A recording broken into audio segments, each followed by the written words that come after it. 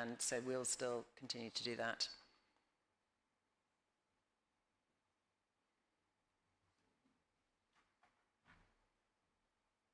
Great. So welcome everyone. I'm Councillor Soph McVeigh, I'm Chair of the Licensing Committee, and I'm also joined today on the committee by fellow councillors. Would you like to introduce yourself? Pat Mason, Goulburn Ward. Sarah Addenbrook, Abingdon Ward. And today the case we have before us is a grant of a licence for the Perfect Bottle, 38 Old Church Street, London SW3, and I declare I have no declarations of interest. No declarations of interest? No declarations of interest. Fantastic. And the procedure is on the yellow form in front of you. And so that's quite self-explanatory. And we will do introductions as we get to them rather than now. Yes? Oh, okay.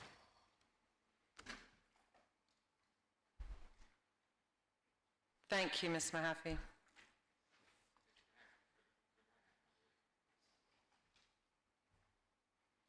So the procedure basically is that with the applicant is going to present their, first of all, the licensing department is going to give a brief outline of the papers, which everyone should have received and which is online.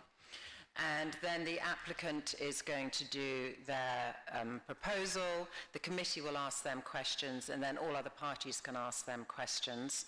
And then the responsible authority, we have Mr. Mahaffey from Noise and Nuisance here, will do his presentation. Again, committee asks questions, other parties ask questions, and then we'll turn to the objectors to do their part, and again, all parties will ask you questions.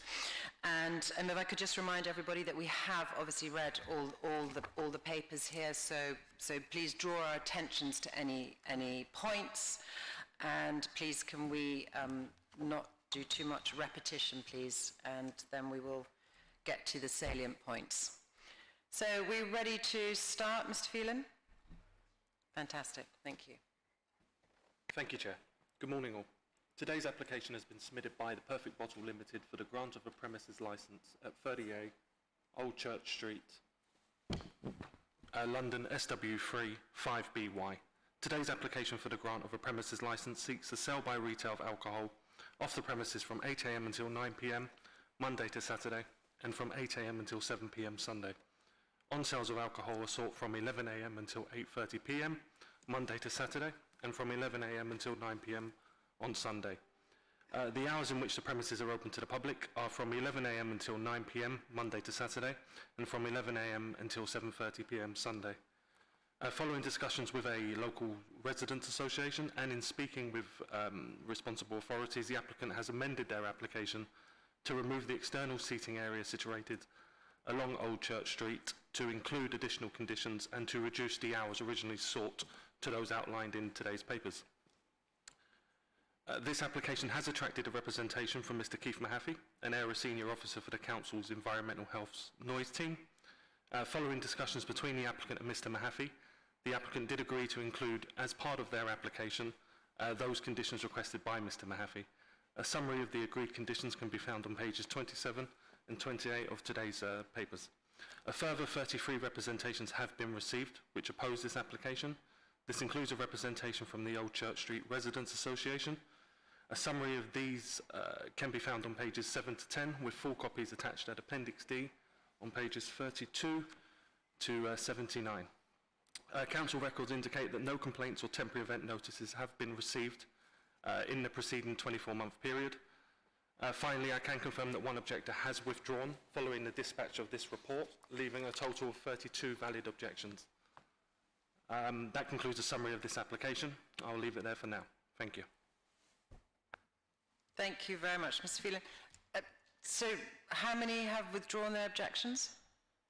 So we have, since the dispatch of the report, we have had one additional objector withdraw, which would bring us to a total of 5 objectors withdrawn. 5 objectors have withdrawn because of the revised hours. Absolutely, and yes, the taking that's off correct. the tables and chairs from the pavements. That's correct, Chair. Yes, since that amendment to the application, we've received in total 5 withdrawn objections. Leaving 30... 32 in total. 32. Thank you. And just a quick question about the planning, because I understand it is a traditional parade of shops. There's a estate agent there, and there used to be a jewellery shop there, and have we had any information from planning about the hours? Unfortunately, Chair, planning have not commented on this application. I have requested some clarity with regards to opening hours, but as I say, I'm still waiting for that response now. I'm pressing as much as one can. Okay. So as soon as anything does come in, I will update you straight away. Okay, so I just want to clarify for everyone here, and Ms Titcombe can confirm this, that as the licensing committee, we are concerned with the 4 licensing objectives, and if planning have different requirements, that's up to them. Yes, thank you, Chair. That's correct. This is a different regime, and you determine it based on the licensing objectives and the policy that is applicable for this council. Thank you. Thank you. Thank you. So we'll now move on to the applicant, please. If you'd like to present your case, you have up to 10 minutes. Thank you. Thank you. Good morning, everybody. My name's Mike Nixon. Can I just clarify, do we have 10 minutes each or 10 minutes between us? 10 minutes between you, but we will ask questions, so it will extend beyond 10 minutes for that. Thank you. Thank you. I tend to be quite flexible because I realise there's more objectors here, so I will make sure that every party gets a fair hearing.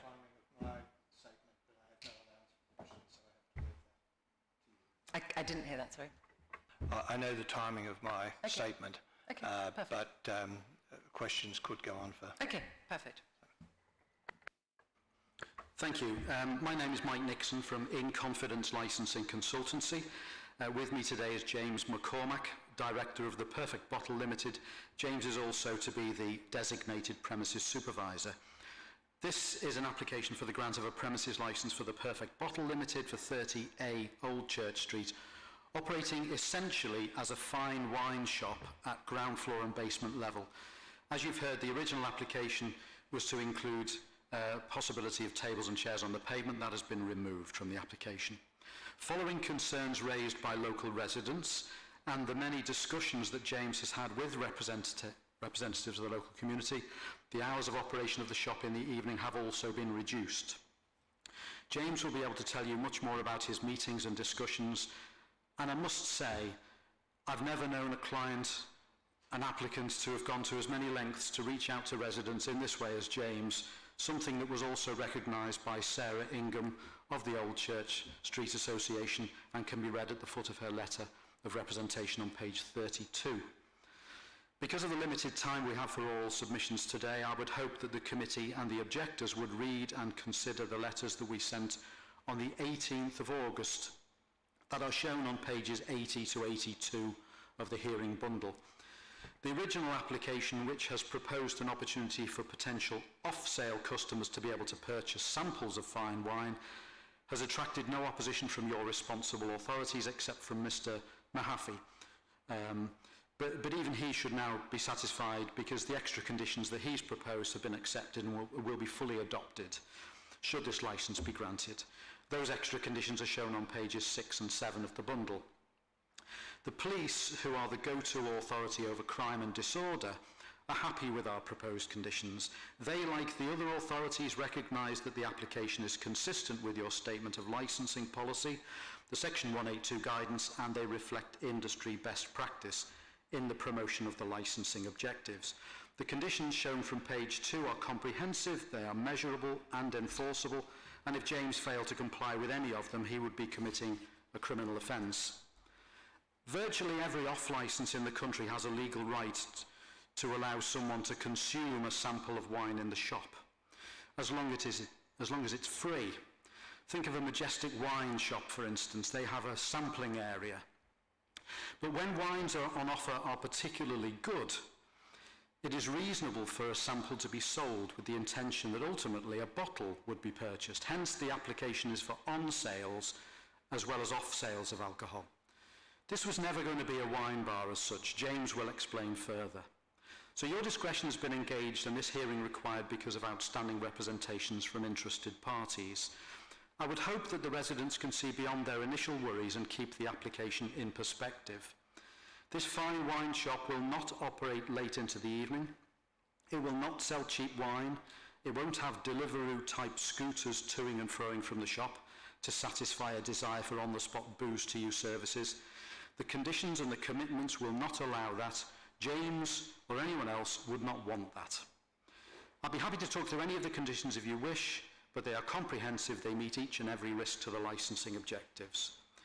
There are limits to what the licensing process can achieve to overcome any lingering issues that an objector might have, and the licensing hearing is not the forum for addressing issues that are unrelated to licensable activity. The behaviour of people attending other licensed premises in the area has no relevance to this application. Customers having visited the local pubs will not see the Perfect Bottle as the next place on a pub crawl. It's simply not that type of business. It's only the effect of licensable activity, that's the sale of very fine wines, mostly by next day delivery during modest times of the day, that is under consideration today. The premises are not within a cumulative impact area, so the Perfect Bottle Limited doesn't have to prove a need for this licence. Let me now please hand over to James. Thank you.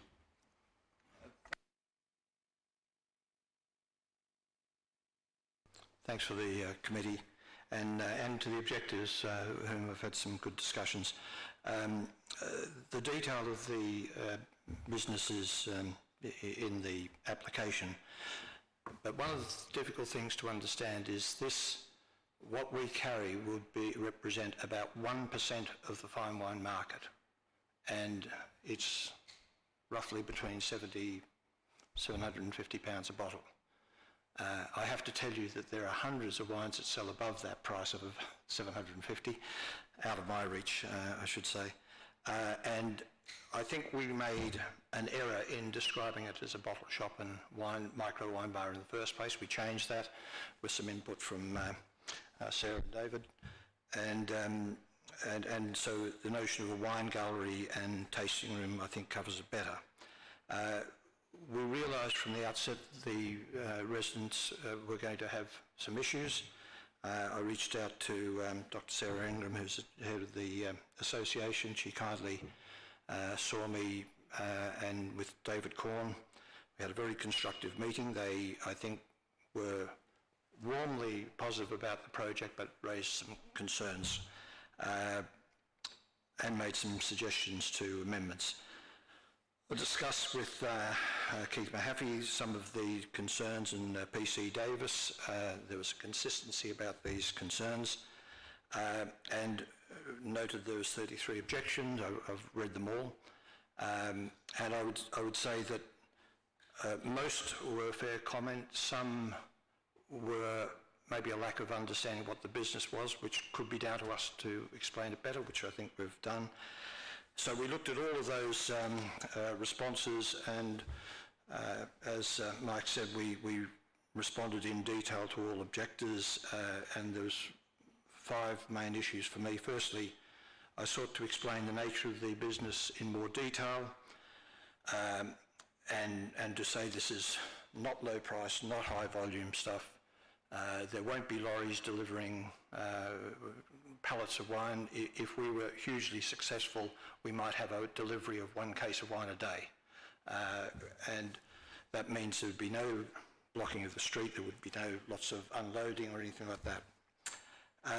Secondly, we removed the request for outdoor tables and chairs. We thought long and hard about it. We looked at the area and we saw that there was a theoretical risk in doing that, because it would depend on the behaviour of the individuals. And I know well enough that people outside can get a bit noisy, and you can say sit here, but it introduced issues like people smoking outside and what have you. So on balance we thought that's not our main business, so we took that out. We reduced the hours across the board. Some of the residents have made particular comment about some of the specificity of the hours, and we're quite happy to go with what's agreed here, just to make sure there was a half an hour here or there in terms of interpretation. We're relying on page 1, but we're very happy to make sure that we're in line at this meeting. Fourthly, we wanted to say this is not a Deliveroo type operation. It's no criticism of Deliveroo. They do a very good job. I use them occasionally myself. But for reasons of the residents' peace and quiet, we don't want a bunch of mopeds. We don't want a bunch of mopeds who are just standing around. And I've sat there at night. I've gone to Brinkley's, I've gone to Franklin's, or in the Bow, and I've watched the operation, and I think I have a decent understanding of that. And selfishly, we didn't want a Deliveroo driver turning up with a very expensive bottle of wine, pretentious as that might sound. So we will, the operation will be generally a next day service, which means we can consolidate the deliveries for a pickup 2 or 3 in the afternoon, depending on how it works. That shouldn't be any sort of disruption. We think it should be only 1 pickup a day. Maybe it's 2, but it's that order. That assumes that our customers like the service, by the way. We don't know that. And if there's a request for same day, so the next day would be a free service. We'd want to encourage our customers to use that service. If people wanted to use the same day service, then we wouldn't be charging a hamburger rate for that delivery. It would be, I don't know, 15, 20 pounds a delivery, we think. We have to work that out. But if there was a requirement, we've decided, again based on feedback we've had from the residents, to lease a small electric vehicle, that we would do those ourselves. We can't guarantee that there wouldn't be an individual pickup. I don't want to lock us into that. We're happy to look at it as it goes along. But if that was the case, we would use some form of white gloves type service to do that for us. And finally, there's been quite strict requirements insisted on by council, and they're all in the pack, and we have agreed to all of them. We received an updated set of conditions yesterday. We have 2 points of clarification, which are not life-threatening, but we think we can agree with that, but just a matter of clarification. We also offered the residents or the objectors an opportunity to meet me personally. Only one resident took that up, Isabel Keane, who's critical to us because she lives literally across the road. And in meeting her twice at the premises, I had the opportunity to meet Angus Pimman, who's in the close opposite. And when we literally stood in the space, and you have to stand in the space to see how small it is, they appeared satisfied that it's the right sort of thing. Angus's comment was he wants to try and keep his French wife out of my shop because she likes wine, apparently.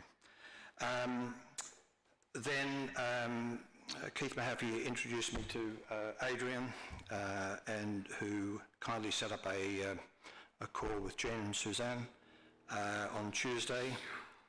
It was, I thought, a very constructive call. I think I explained the situation. They had about 4 points, 4 or 5 points. I've combined those points and suggestions in a list I have here, which I'm quite happy to talk about any time during the meeting rather than rehash them. But I would say of those 12 points, they're probably all feasible. So just in summary, Old Church Street is largely residential. It's a very elegant, narrow one-way street. And my business, any business being positioned here, needs to respect and understand the neighbourhood sensitivities. I believe even more strongly now this is an outstanding location for our business. I think it's going to be unique in London. It's not going to appeal to a lot of people. It's very, I don't want to say high-end, but it is very, very specific.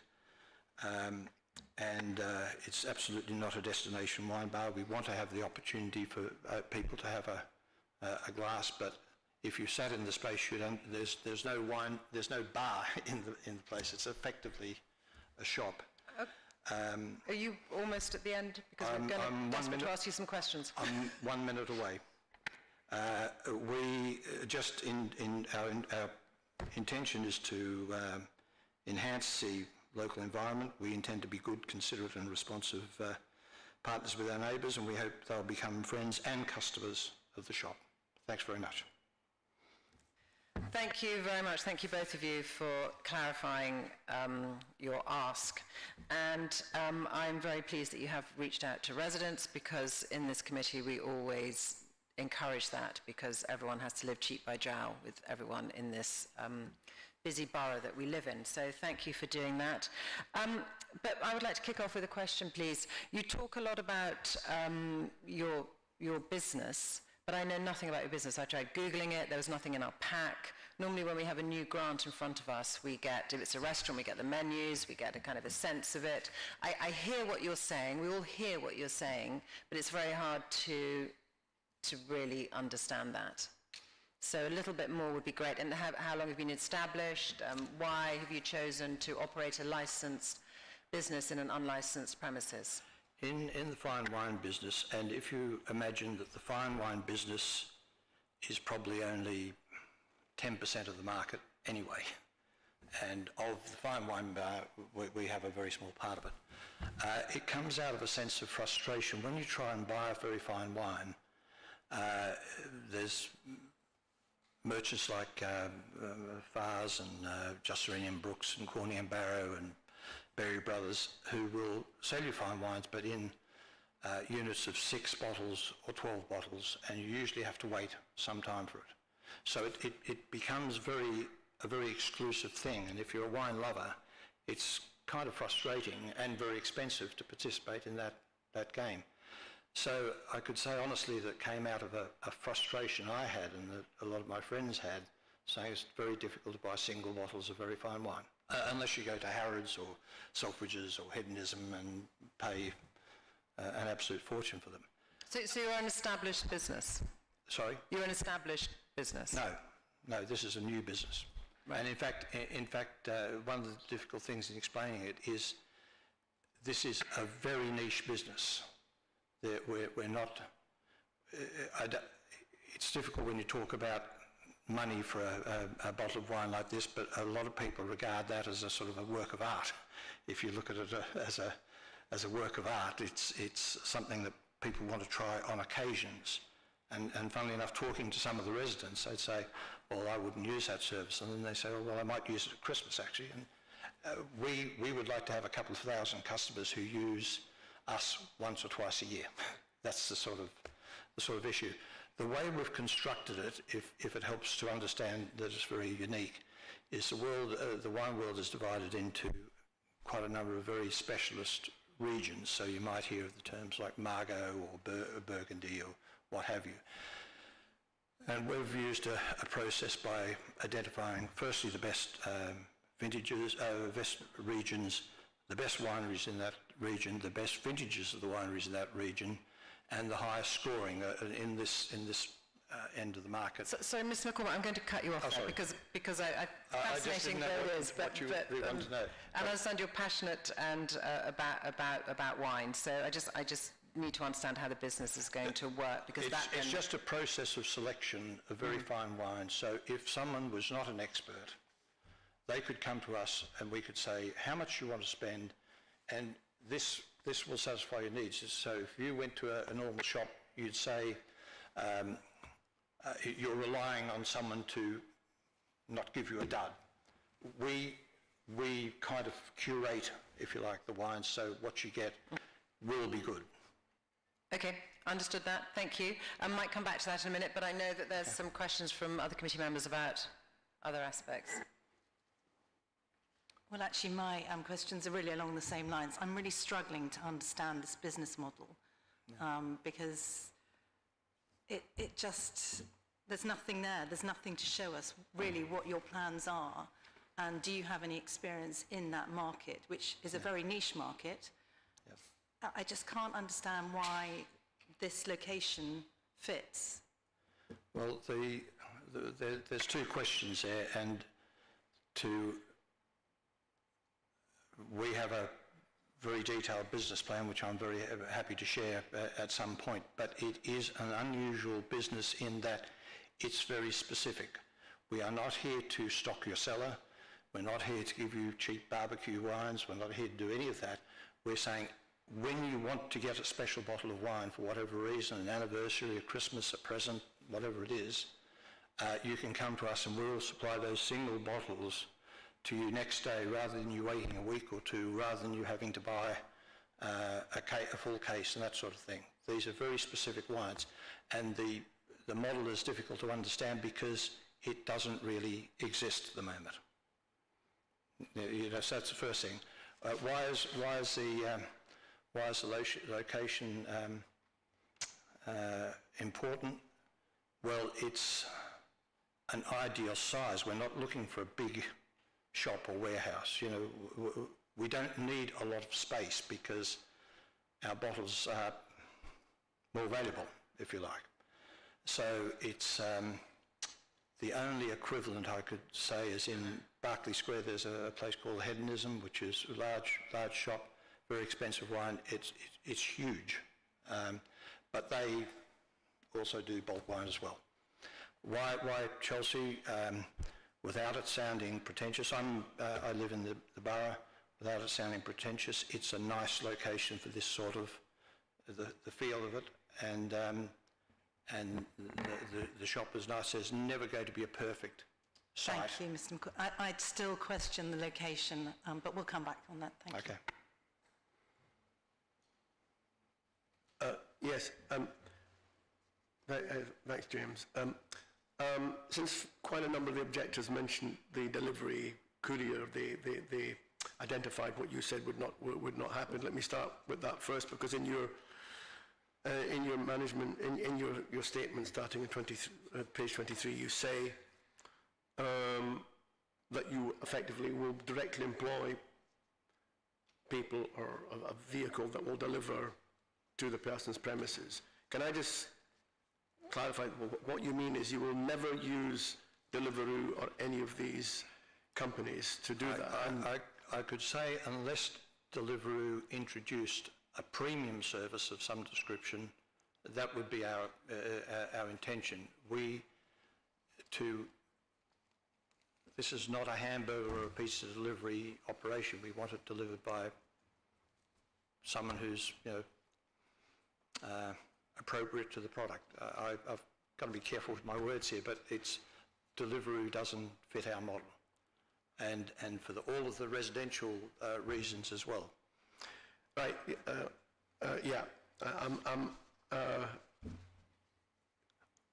I'm thinking about how more questions are really linking to how it affects residents.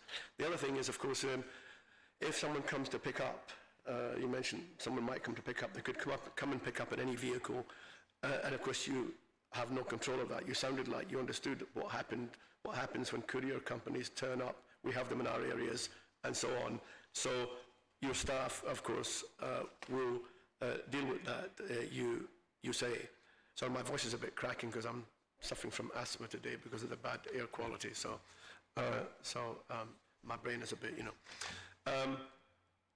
So that's in very many of the objections, the effects that delivering might have. So if I could just move on, a lot of your and you're a new business, so a lot of your the way you will operate is predicated on, as you say, the training of staff in the Licensing Act, and then you talk about having adequate staff to do that and to deal with the control of customers, presumably coming and going from the premises, and the dispersal and external management plan, which of course we haven't yet seen, but which of course on page 6 it says before the premises can operate under this varied premises license, the dispersal and external management plan shall be submitted to the Royal Borough Council in Chelsea, etc., and it shall deal with procedures such as management controls and practical steps, including all measures to control any noise generated by patrons, employees, delivery drivers entering or leaving the premises, etc. And I personally would have liked to have seen these documents at this meeting, because it would help me to decide whether or not the staffing levels, which I don't know what the staffing levels are, you will tell me, will be adequate to cover all of the issues that you say staff will be responsible for. And of course, staff are there to sell your product, presumably. They're not necessarily there, maybe from their point of view, unless you have it in their contract, to manage the licensing conditions, although it is the DPS's responsibility.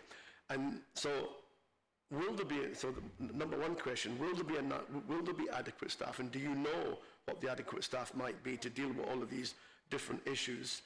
And I don't know in the case of your business, if staff turnover applies, because of course in any normal restaurant or off license, staff turnover fairly regularly, and therefore there's a need to train and retrain, etc. So whilst all of this looks good, it's predicated on staff needing to be trained and available to manage your business, and dispersal and external management plans, which I haven't seen, and of which, if the conditions say so, you will not be able to operate your business without agreeing those with the Royal Borough of Kensington and Chelsea. Well, I've just given the questions. I see what you've written, but I don't have any of the data behind it to tell me how it will work, if it will work, if you know it will work, or whether you're just spinning us a line. You've covered a fair bit of ground there. There's a movie poster shop on the King's Road. I don't know if you know it, near Bluebird. If you look in that shop, they sell posters between 200 and a couple of £1,000. That is more the nature of what we're offering. We're offering individual pieces. The staff, and I think everyone would know it's difficult to get hospitality staff at the moment. The sort of staff we'd be looking for are people who are studying for Master Sommelier or Master of Wine, WSET courses, who would get exposure to the high end of what they'd be covering in their courses. So we're not looking for traditional bar staff, if I could use that expression. We're looking for people who have knowledge about fine wines, who can talk to customers, who are likely to be quite experienced and know what they want. We will have a lady who's was a Master Sommelier in the UK for 2014 working for us on a consultancy base to start with. So part of the attraction of bringing staff to us is the opportunity for them to be in touch with this high end of the market. Sorry, if I could just finish on the other part of your question. This is not a place where we'll be herding people out at the end of the night. I know it's hard to, when you see it in this format, that's what is theoretically possible, but it is not a wine bar. It's a wine shop with an ability to sell some wines. We would like. I'm just going to interrupt here because I think we're all trying to get to the same point, that basically none of us as a committee know enough about your business, and I'm sure you know an awful lot about your business, but we don't know. So this is why we're all trying to get the same thing. So I have I'm sorry, my question really was, will the staff that you're talking about, those high-end staff, have the knowledge of the Licensing Act and how it applies to your business? Because that's what your conditions, that's what the conditions you're agreeing are going to, are suggesting. So my question is, you told me a lot about how these high-end staff know a lot about wines in the business, but I'm less concerned about that right now than testing whether or not those staff will be able to do, through knowledge or training, what you are promising that they will do, and you haven't answered that. We would ask the people who are going to work for us to do the personal licensing course at our expense. So they will do what I did. I have a lot more understanding now about the conditions of objectives of the Act, and I would like them to do that course as well. I can't insist on it, but that is our intention. done it through you, Chair, they will come in and they will not need to know anything about the Act and the conditions of the licence that the RBKC will set. I'm sorry, we will have conditions imposed upon us which require us to train the staff in the elements of the Act in any event. So we will be doing that in any event. Because if we don't do it, we risk damaging our business by people not knowing what their responsibilities are. So That's the question I was looking, that's the answer I was looking for. Okay. Yeah. So can I just add one final point to that? The external and dispersal management plan and the training that's specific to the staff that are employed there will be bespoke, and it will be created by my company. We do the BII training nationally. We do the generic training nationally for the personal licence courses. We also do the licensed practitioners courses and whatever else, but we don't actually create the dispersal and external management plan until we know the specifics of the licence, so we can create the package for our clients so they can actually deliver it and record the training. So that's something like the answer I wanted. Thank you, Councillor Mason, for that, getting to the nub of protecting the residents and the immunity if this committee were minded to grant the licence, which brings me to a question that you have applied for a permanent licence, obviously, and you're a new operator. Would you be amenable, if we were minded to grant a licence, to a trial of a licence for a year to see actually how your business model works? And, you know, as there has been some objectors have mentioned a Trojan horse, you know, what happens if your business goes under and then it is a licensed premises, anyone could turn up there and operate. I might let Mike respond on the technical aspect. That's fine. If you want to take a while to discuss and come back to that, we can carry on with other things. It's not our intention to have a restricted licence in terms of this, but the conditions that we have offered here, and there's one particular condition I would ask you to consider, which is on page 6 of the bundle, number 7. This was proposed by Mr. Mahaffey. I'm sure he'll be able to explain a little bit in more detail. We respect the people who are concerned about this Trojan horse, that, you know, the business doesn't survive and it suddenly becomes a wine bar and everything else, and everyone's worried about it. That condition says the sale and supply of alcohol for consumption on the premises shall be ancillary to the current use of the premises as a premises for the sale and supply of alcohol for consumption off the premises, and to enable wine tasting to take place on site. So it can't ever be a wine bar. There are dozens, literally, of conditions here which tie the premises to a concept and future-proof it. We're confident that if things didn't go the right way, I'm pretty sure that James would wish to surrender the premises licence in any event. Sorry, can you repeat that last sentence, please? I have no doubt that this business will survive and do extremely well, but I'm pretty sure that if things weren't going the way that James wanted to, he would be prepared to surrender the premises licence rather than hand it over to somebody else. I just want to check that from a legal point of view with our solicitor and how whether that can actually be enforced if that does happen or not. Thank you. Thank you, Chair. Well, the licensing authority could not insist that the licence was surrendered. So I understand what you're saying. It's likely, but there is no guarantee. So in which case, if it's a permanent licence, it could continue. So there's a possibility that it could continue and you could sell it on to another operator, unless it is restricted. But any subsequent operator would have to comply with the 40-odd conditions that are already here. Correct, yes. And I appreciate the conditions are rigorous, and I think, as Councillor Mason was saying, sometimes, as we see in these committees, lots of conditions on and then very little adherence to the conditions, even though it is an illegal act not to adhere to them. So I think we have done with our questions for now, and I'm going to turn to Mr. Mahaffey if he has any questions, and then to the objectors' questions. Just questions at this stage. Thank you. One point of clarification, and I'm not a lawyer.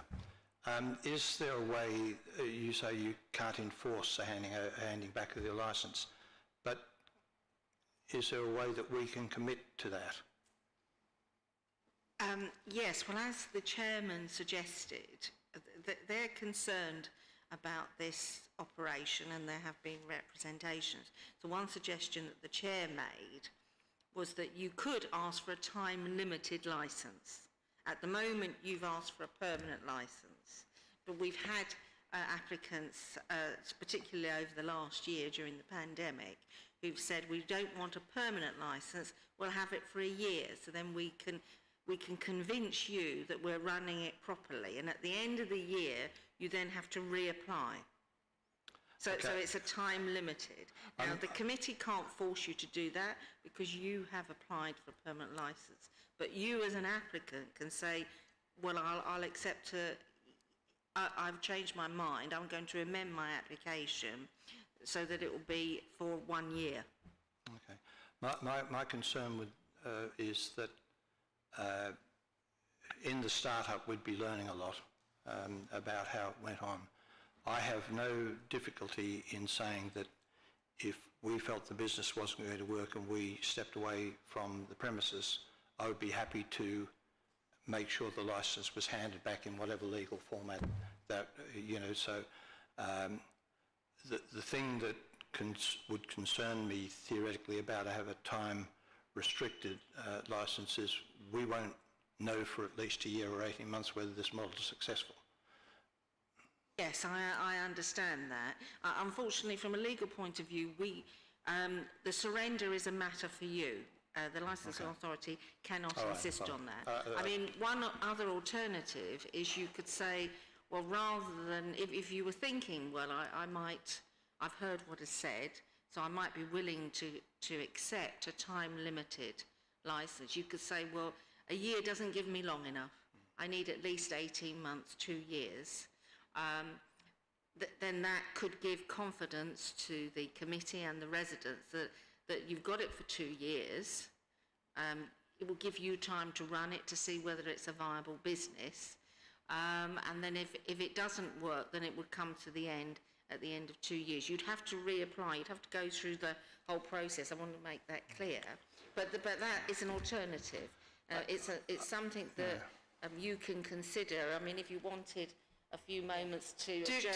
Do please have a few moments to think about that. Either adjourn or we could ask questions while you think about it, and then we'll have a little adjournment maybe in 5 minutes or so. We could come back. My sense is that it requires a lot of goodwill on all sides for that work, and I would be... Let's see how the rest of the hearing goes, because we haven't heard from the objectors or responsible authorities yet. Can I just add one final point in response to that? If my client didn't comply with any of his conditions, if any of the objectors were showing any concern in the future, they can apply for a review of the premises list. I know this comes up again all the time. Reviews are very hard to get in place, and I think it's quite onerous on the residents to do that route. So, but I completely appreciate that. So, Mr. Mahaffey, do you have any questions, please, for the applicant? You do. I can't hear you. Don't. No questions. Returning to the objectors, Councillor Barr-Cox, would you have any questions? No questions, thank you. I may have something to say later on. Thank you. Would any other objector like to raise their hand and ask specific questions? You'll have a chance to do your submission in a moment. Would you like to introduce yourself as well? Be a little black button request to speak.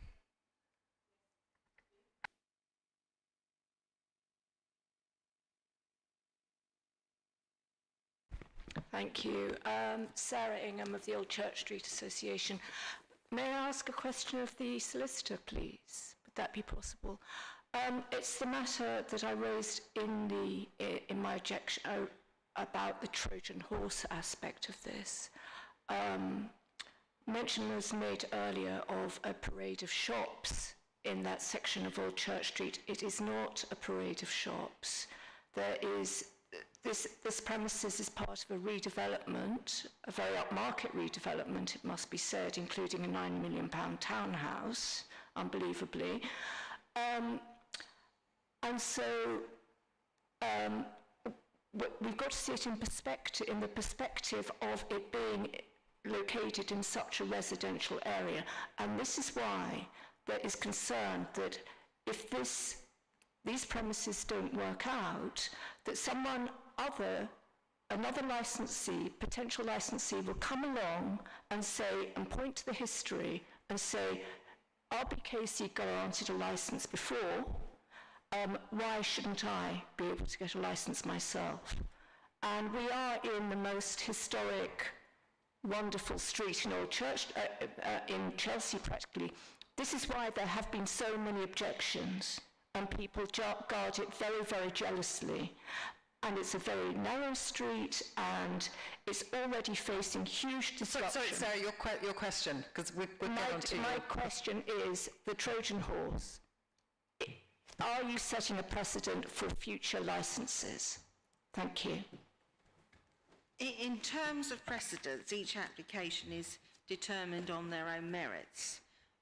Having said that, if there has been a licensed premises there, then it does give help to any new operator who wishes to seek a license, because they can show what has taken place. On the other hand, if it's been operated badly, then people will know that there's been problems there. Although when a committee are considering an application by a completely different operator, they can't hold a new operator responsible for the problems that have previously existed. So it's not technically true that it is a precedent, because licensing is permissive, but you have to have regard to the licensing objective. So if members think that this will cause public nuisance or crime and disorder, those are the factors that they take into account in determining whether or not it should be granted. And going to this point, correct me again if I'm wrong, if the committee granted it for a year or 2 years, that would also be on record that it was not a long-standing licence, because again, future committees look at, oh, well, this is a pub who's been there since 1800, rather than, oh, this was a one-off wine bar that survived a year and then didn't work. So I think that is definitely taken into, isn't that correct from Mr. Phelan from licensing? Yes, Chair, absolutely correct. So the licence will detail the dates that the licence may be approved on. So it would be clear from the site of the licence how long it would be valid for. Thank you, and we'll come back to more questions for you when we do the submissions. But I noticed the lady in the back had a question for this is a question for the applicant, please. Yes, I live very close. As Sarah has pointed out, there are two shops. One of them is which the applicant has applied for a license to. I don't think anyone in the street or surrounding area is confusing a wine shop with a wine bar. The applicant has pointed out Brinkley's is a wine bar. There are many upmarket wine shops in the area, and there is one literally 10 minutes on Fulham Road away from it, which is an exclusive I'm sorry, I'm going to be very rude and interrupt, because I didn't catch your name. You didn't. My name's Lynn Giles. Thank you, thank you. And this is a question. You'll have a chance to do your Yes, your it's piece in a quite important that I say that I've gone through it very, very carefully, both the first application and the second. And I'm also aware that friends of mine were given a license, not in this borough, and sold the license on at a high premium. She went to extreme lengths, but the business failed. But she was able to sell the premises on because of the license. And I'm worried that it becomes just a normal wine shop that there are everywhere. This selling it as an exclusive doesn't seem to wash with me. And I will just point out something. Your question, this is the time for questions, please. A specific question, Well, please. the question is that already what has been applied for, last night, it didn't occur. The problem is the rubbish, taking the rubbish away. So this is a serious problem on a one-way street when the borough's removal come down the road. It holds everything up, and last night there was plenty of recycling rubbish outside of the shop at 8:30 last night. So your question is, what are you going to do about the rubbish? Is that correct? It is, right. yes. Thank you.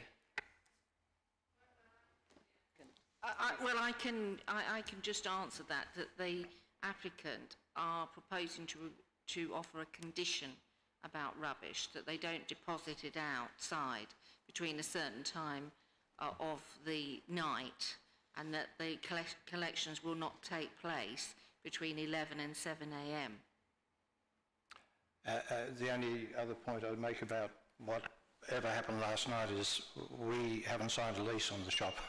They're doing building works and construction. There's nothing to do with that sort of thing wouldn't occur. Just to clarify, you are having refurbishment done at the shop? There will be flooring put in and shelving, some air conditioning. The shop shell has been finished, if you like. So there'll be a certain amount of fit out to do, but that would occur whatever was put in the shop. Yes, but in response to the concern raised, is that rubbish connected with your refurbishment? Well, funnily enough, it's not. The developer, who's part of this 9 million pound townhouses, they're using the ground floor of the shop they currently own to be a sort of a service point for whatever they're doing. But it's nothing to do with us. Thank you. So just to clarify, that was not your rubbish yesterday, it was the developers, and you have not yet signed the lease? No. And so any fit-out happening is being done by the developers to make a shell shop? The situation of the lease is it's subject to the licence grant. They've been very kind. Good. Okay, understood. Thank you for that. Thank you very much for that question. Yes. And please introduce yourself. Thank you. Good morning. My name is Suzanne Neville, and I'm a resident at Red Anchor Close in Old Church Street. I do have a specific question. On page 81 of the documents, the Sunday opening hours are stated to have been reduced from 11 a.m. to 8 p.m. However, on page 21, an email addressed to the licensing team states that the amended Sunday opening hours are 11 a.m. to 7:30 p.m. Please could this be clarified? Thank you. This was the point I mentioned earlier about there's some slight discrepancy in the papers. We're happy to comply with the more conservative, the 7:30 rather than the 8 o'clock on the Sunday. I don't know why that's come out, but it's just there seems to be slight contradiction in the papers. Okay. So whatever you decide on, we'll agree. Okay, so the hours, because already I believe that Ms. Titcombe wants to talk about hours, but I don't know when you want to talk about hours because there is a bit of a discrepancy in the ask anyway, so thank you for that. Do you want to talk about that now? Yes, thank you, Chair.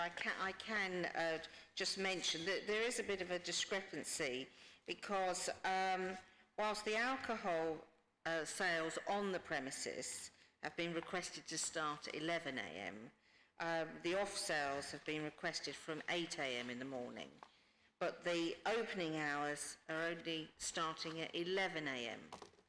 So the opening hours have to cover the licensable activities. And so this application has been advertised on this basis. So my view from a legal advisor is that you can't have off sales earlier than 11 a.m. because your opening hours are not consistent with that. Thank you. If I can clarify this. If somebody is making a sale online, we deal with Amazon, we represent Amazon nationally as well. Somebody makes a sale of alcohol online and it's at 3 o'clock in the morning. They don't need a 24-hour license for that. The license period for the off-sale from that order, whatever time of day it comes in, is the off-sale license time is the time between which you will first act upon the fulfilment of that order. So we don't apply for 24-hour licenses, we apply just for the hours when you'll actually, oh, we've got an order here from 3 in the morning, let's get one off the shelf, let's put it in a box, let's prepare it ready to be dispatched. We've made it quite clear in the application and the conditions there, which I'm happy to discuss in more detail a bit later on if you like, that we distinguish between off sales across the counter in the shop, which won't occur before 11 in the morning, but the fulfilment of the online orders would be from 8 o'clock in the morning. So if the staff are there at 8 o'clock in the morning, maybe 9 o'clock in the morning, they would just be parcelling things up ready to be dispatched. And that is the license period for off sales in terms of online sales. Yes, I understand that, but I don't actually agree with your view, because bagging up of alcohol is when that is a licensable activity. So my view is that that you would need, if you want off sales, the opening hours have to be earlier, have to be consistent with that. And we have plenty of these types of operations in the borough where the opening hours have always been consistent with that. We have hundreds of clients who have a premises of the public to be on the premises, not a member of staff to be on the premises. I would still disagree with that. It's about licensable activities taking place. To clarify, you're saying that the solution would be, for us, given that you're talking about maybe packaging up half a dozen individual bottles of wine, we would have to bring the opening hours earlier to the public to cover the licensing, this packaging process.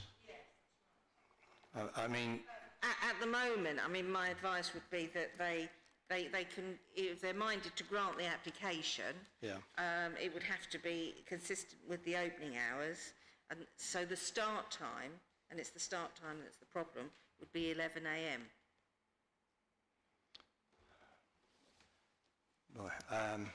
I mean, if that's not, I know there's, you don't agree with that, but I mean, my view would be that would be what the committee should do. And if you need earlier hours, then you would need to apply for a variation at a later date. Am I allowed to be on the premises before the opening hours, before 11 o'clock? You're allowed to be on the premises. But I'm not allowed to be doing anything licensable. That's right. Okay. Yeah. Okay.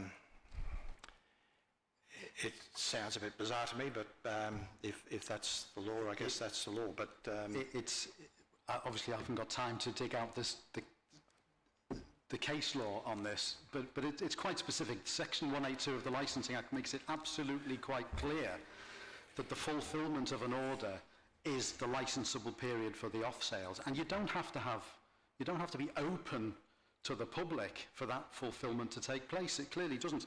We'd offered originally the condition, which is shown number 13 in your document there, which you invited us to change, which makes it quite specific. The sale of alcohol for consumption on the premises and the shop sales for the sale of alcohol for consumption off the premises, in other words, across the counter, shall not occur earlier than 11 a.m.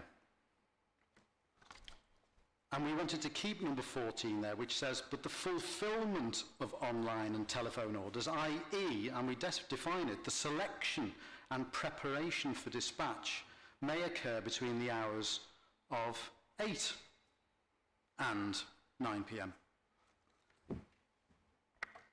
Okay, so we have an impasse here, and obviously I rely on my legal advisor here. So we will, shall we adjourn for a moment and discuss this? And it's probably quite a good time to have a 5 minutes adjournment. You can discuss about the proposal of a limited license, Perhaps if you want to come back to us with more information about that section you just mentioned, I didn't catch the numbers of it. And then we will come back, and then we will move on to Mr. Mahaffey's submission and then the objector's submission. So it is now just literally 5 minutes. It's 11:10, so we'll reconvene at 11:15 if that's all right. Okay, 11:20. It won't be time, that's too short. 11:20. Thank you all very much. This hearing is now adjourned for 10 minutes. Thank you.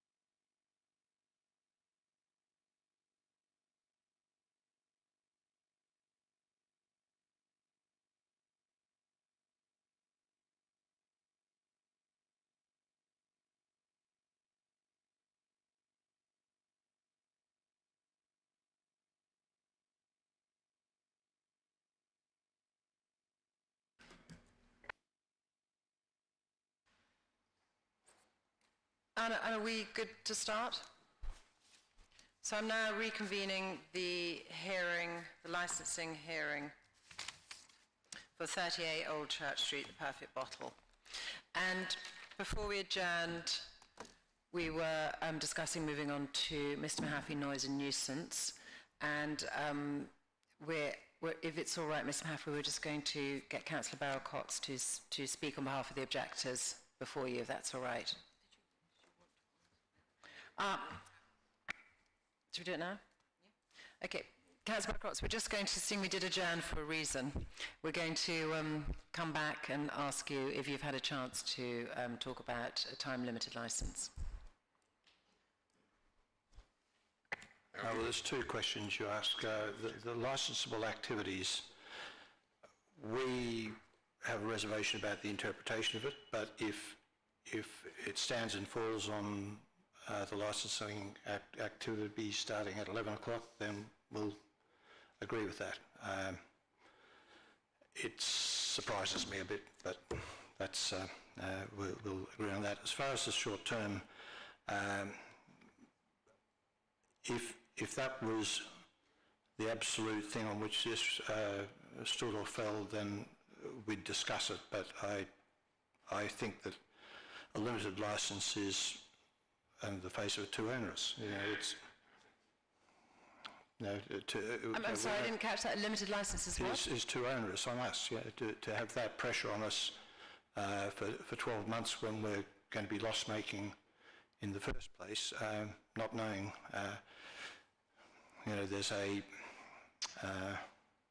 huge financial exposure for us, and I don't think that that's on the face of it. If it comes down to that, I'm happy to talk about that at a later stage.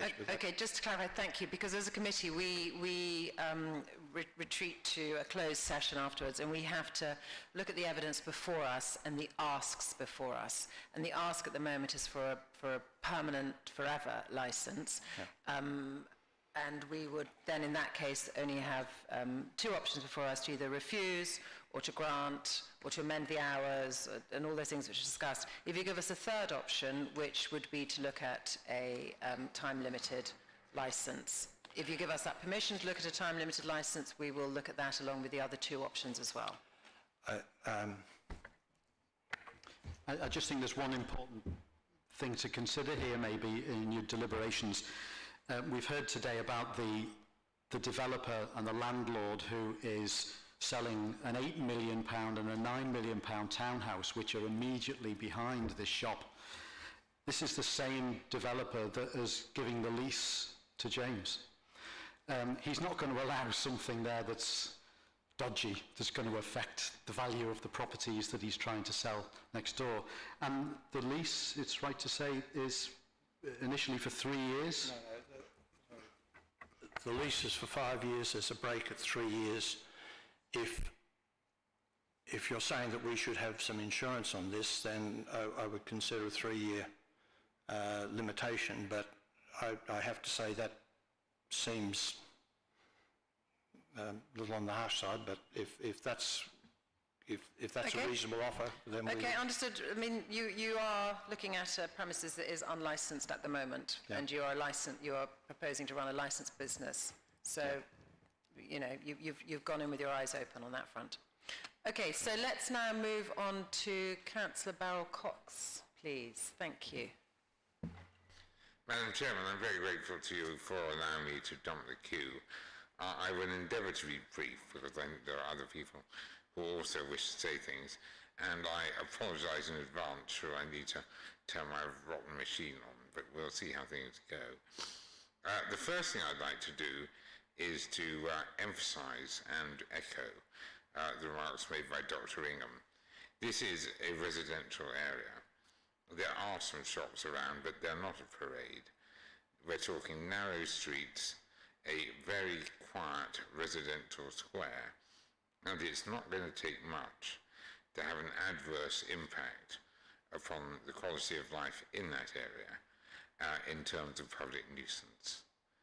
The principal concerns were obviously, as far as most of the objectors were concerned, the on-street drinking, the danger of noise in the street, pollution in the street, and so on.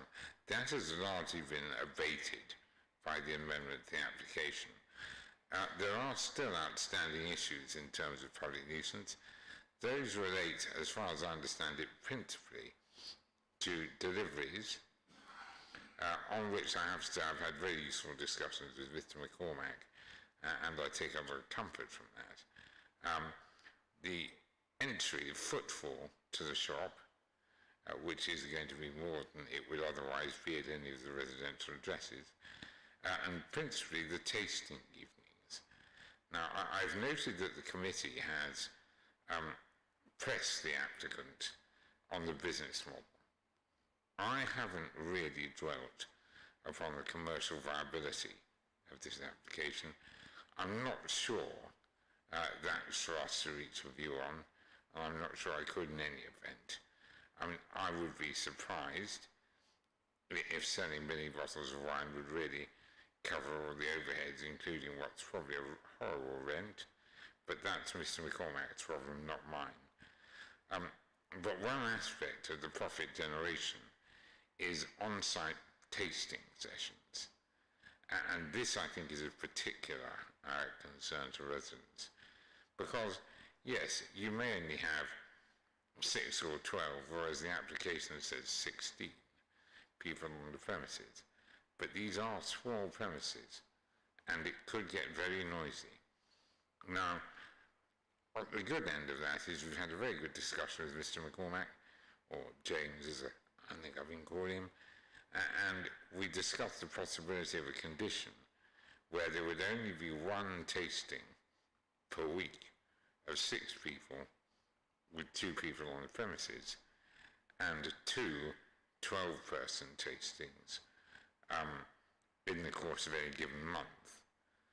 And I think the residents with whom I've discussed that were content with that, and I think James was content with that, and I think there was a desire on all parties' fronts to have that formalised as a condition so that it was locked in.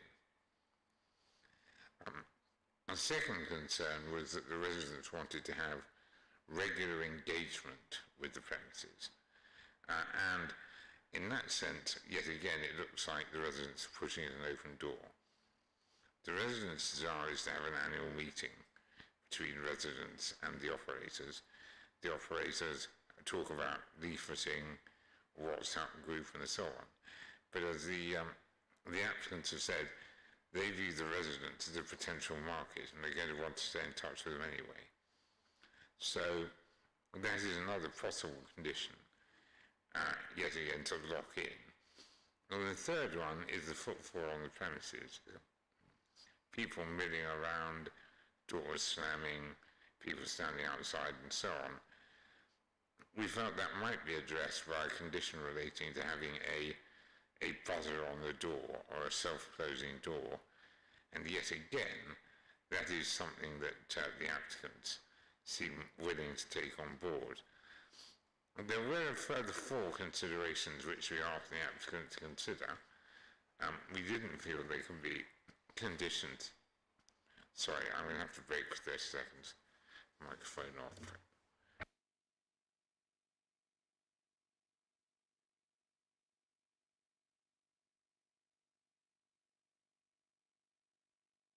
I can assure you that wasn't a pause for dramatic effect.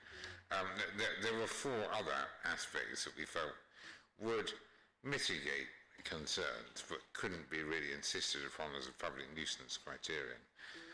The first was, we were a bit nervous about the plate glass window and people having their tastings inside, you know, particularly in the hours of darkness in well-lit premises, with children and residents passing by, and numbers of people quaffing expensive bottles of wine and looking out at them. And so some sort of opaque window was considered to be desirable. A second aspect was that planters and railings in a small forecourt area, which was otherwise to be a sitting out and drinking area, would be nice. Now, I think the applicant feels that's a matter for negotiation with the landlord, but he is keen on planters as well, I think. There was another concern about over-the-top signage outside, and the applicants have shown us what they consider to be a precedent, which seems perfectly acceptable. There is an awning, but I suspect that will probably be a planning issue rather than a licensing issue.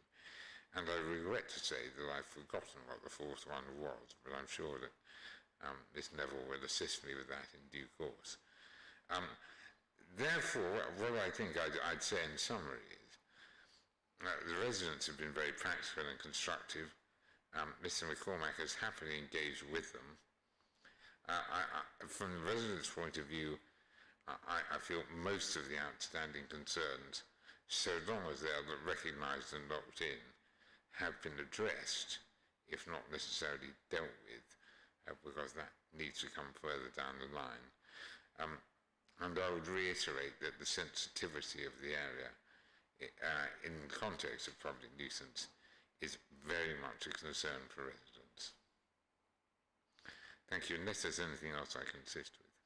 Thank you very much, Councillor Cox. I have a couple of questions there, if I may, about the... three questions, actually. One, you talk about residents. I know, obviously, you're the ward councillor, but do you speak for the majority of the objectors, do you believe, or just a small number? I don't think that I have authority to deal. I think that there are so many objectors coming from such disparate positions. And in fact, one of the less than straightforward aspects here is that quite a lot of the outstanding unwithdrawn objections, in my view, relate to matters which have already been addressed.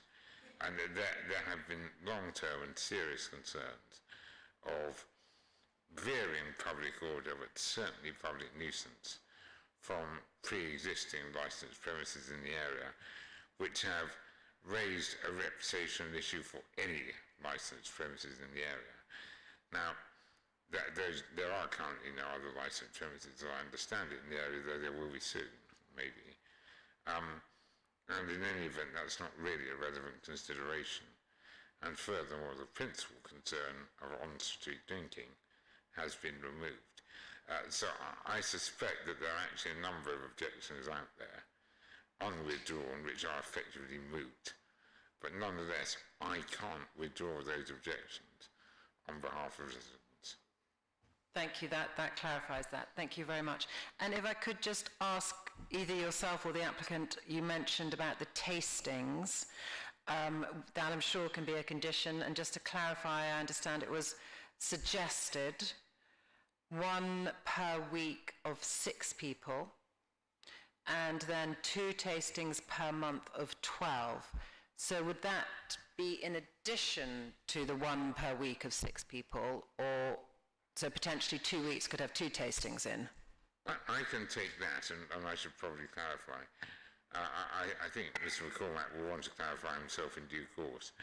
I think, as per the discussion, it was actually 4 6-person and 2 12-persons in any month. And I observe, and yet again, I think Mr. McCormack will correct me if I'm wrong, turning to the viability point, that I think charging people to attend tastings and to drink samples is probably one of the activities from which profit is to be derived. But I'm open to being contradicted on that. Could I make a comment on those? The suggestion that came from the councillors we accepted. One thing I would clarify is these aren't for profit, because in normal situations people would go to a tasting and say, I'd like to buy a case of that wine, but that's not our model. So it's more educational and so no.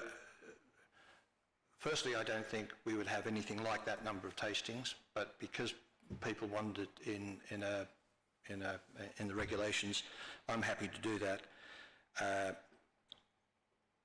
I'm happy with that requirement, but I seriously doubt that there'd be even half that number of tastings, because they're not profitable. If someone comes in and they want to buy a single bottle or a couple of single bottles, that's fine. But most tastings on premises are conducted with people buying cases. Okay, which is not- it just takes away the idea of this micro bar, I think, which is, that is the idea of that. It's a further step, and I'm happy to have that in. Understood.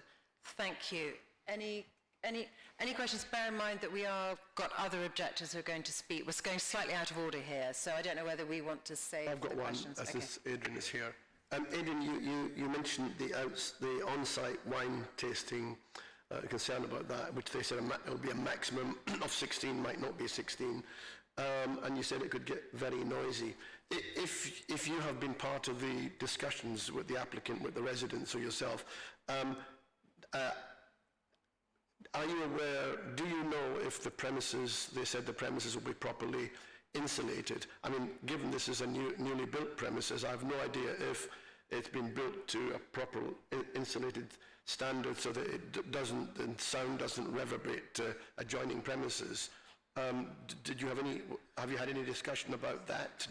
Councillor Nathan, certainly not specifically. Mr. Mahaffey probably will no doubt have expert knowledge on that. I'm sure.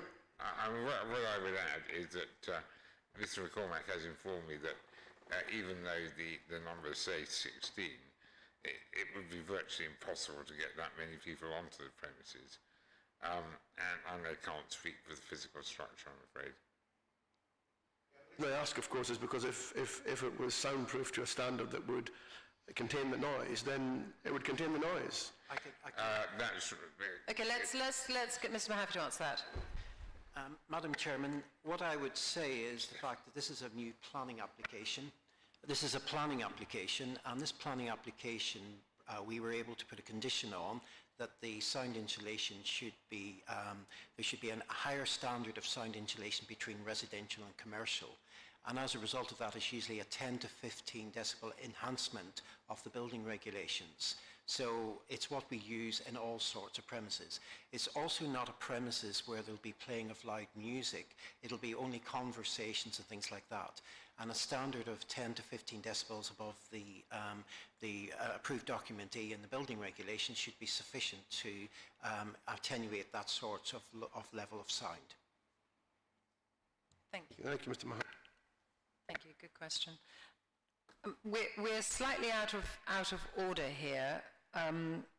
Should we revert to Mr. Mahaffey, or should we carry on with the objectors? Okay. We are now. So Councillor Barraclough, please stay if you wish, or please leave. Up to you.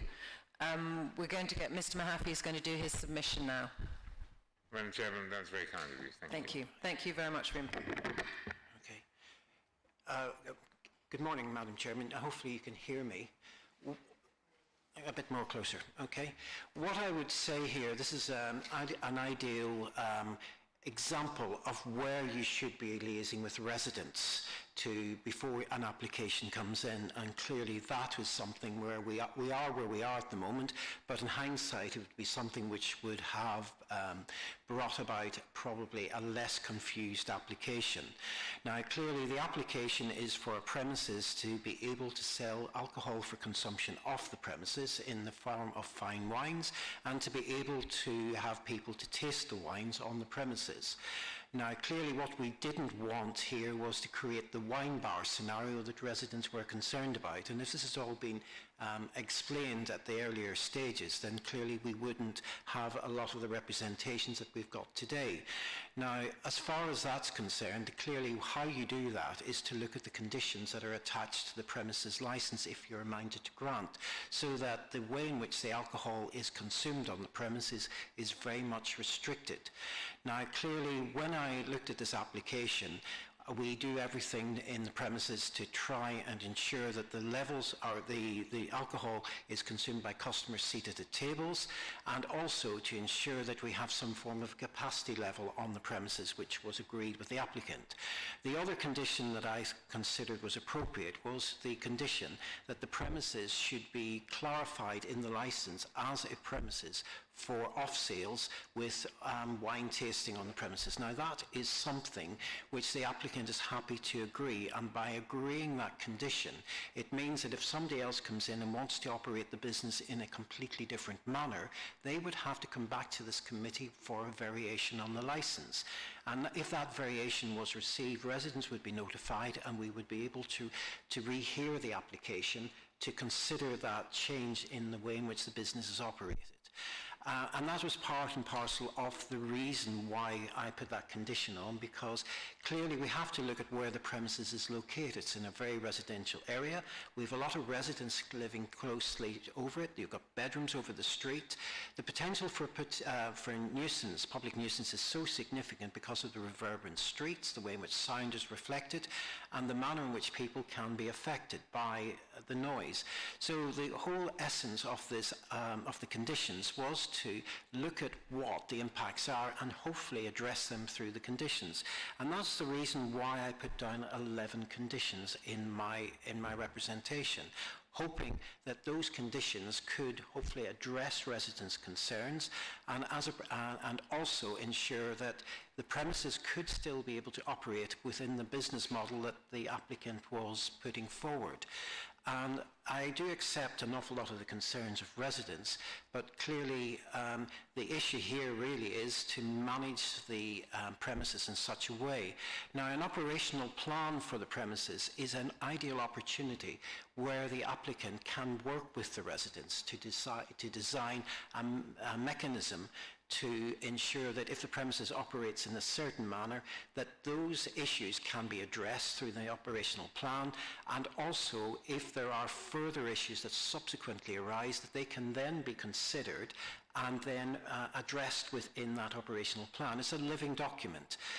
It basically is something which the applicant and the operator can work with the residents. And it's creating the environment where residents and the operator can work together to ensure that any concerns that are raised are going to be dealt with effectively, and that he understands the constraints of his business and manages this in such a manner that they do not impinge on the residents' right of enjoyment and don't cause public nuisance to promote the 4 licensing objectives. Madam, that's all I need to say on this matter. Thank you. Thank you. That was very clear, and your submission in the pack also highlights many of the concerns that objectors have made. I have no questions, but I believe Ms. Titcombe does. Yes, thank you, Chair. Just one clarification. So are you asking for a condition in relation to plant? Because there's not one in your 11. I think the applicants have asked for it. So you're asking for the standard plant condition, are you? My understanding is that there is already plant on the premises. There's air conditioning condenser units there. Yes, and those air conditioning condenser units were there by virtue of a planning application, and that planning application has a greater standard of attenuation than what we would be looking at, and it would in fact be a duplication of the condition, because we'd be looking at imperceptibility as a condition through the planning rather than public nuisance through the licensing process. So that was the reason, because there's other legislation which is covering it, I didn't wish to duplicate it. Thank you, I understand that. I think on the schedule of conditions which I've circulated, I think it's condition 23, because I think it had been suggested by the applicants on the conditions. Okay. Thank you for that. And just a quick question about the capacity, 16. Remind me, does that include, you're suggesting that is 16 people in total or 16 customers? I think that's we can ask the applicant to confirm that, because when I spoke with Mr. McCormick, he said that the maximum he would have 16. My understanding, that was 16 including staff. And that would tie up with the 12 people events and the staff and the... I can probably clarify, because in our discussion on Tuesday, one thing that occurred, my recollection was there was 16 plus 2 staff. But one thing that I have spoken to some residents about and it's kind of a thinking out loud thing, is given that the table and chairs have been removed from outside, that 16, I think, included those 4. So I don't have an issue to change Mr. Mahaffey's condition from 16 to 12, and that would be 12 plus 2 staff. So 12 customers, thank you. And I would say that this is a contingency condition. Normally, there would be very few people in the shop at all most of the day. Yeah, understood. Okay, thank you. I have no questions, committee. Mr. Mahaffey, on your condition 9 about the management plans and dispersal procedures, etc., that will have to be supplied before the licence goes live, did I hear you say that they are going to work on those with the residents? And if that's the case, how long would that take? And will it just be the case that Mike Nixon just writes the list out? And how do you understand this will work? How long do you think this will take? A lot of it is really from the date at which the licence is granted. For the premises, we would want engagement with the residents immediately, so that a draft should be circulated to the various residents' associations so that they can go through it. At the end of the day, good management processes sometimes have to evolve, and sometimes they don't evolve appropriately until the premises has started trading, because it's then that the full extent of the impacts will be known. What I consider here, it's very much getting the engagement with residents, getting drafts developed, and then for them to feed into them. At the end of the day, the residents should not have the veto on it, but what we would be encouraging is that the operators basically take heed to what the residents say in their concerns with regards to the operational plan, and hopefully develop something which is going to address those concerns. If my interpretation is right and condition 9 is enacted, yes, correct me if I'm wrong, they wouldn't actually be able to operate the licence until they finish this process. Am I right or wrong? Normally, in some premises, we would, where they are about to open, and the licence is basically needed immediately, we normally give them a 3-month period, but the premises hasn't started to operate as yet because they haven't signed the lease. And it's going to take probably about a 3-month period for the premises to be fitted out. And I think that would be sufficient time to have engagement with the residents so that on day 1, when they start operating under the licence, those processes and procedures will be in place. Thank you, Mr. Mahaffey. Thank you.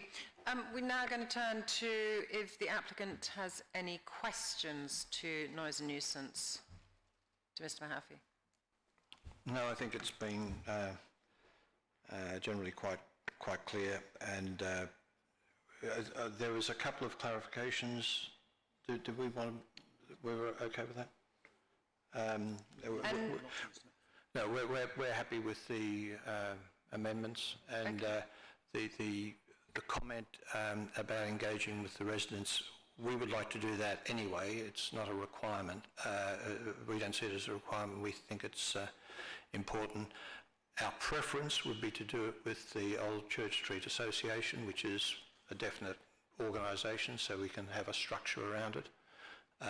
If that's... I see shaking of a head. No? When we say engage with the revenue, with the residents, that's a pretty open to interpretation sort of thing.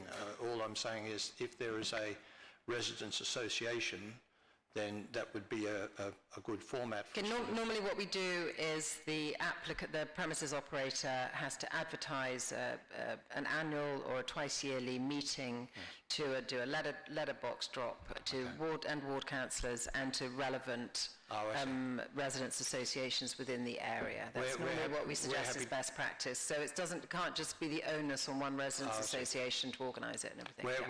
We're happy to do that, and we're also happy to do it twice a year. Yeah, the onus is on the. And one more question. I just realised I didn't ask you if you wanted to ask Councillor Bell-Cox any questions before he goes. No, but just to thank him for chasing up and hosting a very good meeting. Appreciate it. Okay. Great. And objectors, do you have any questions for noise and nuisance, Mr. Mahaffey? And we are getting to you any minute now for your submission.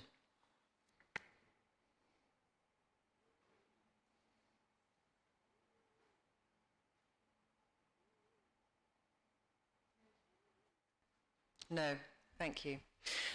So now we are going...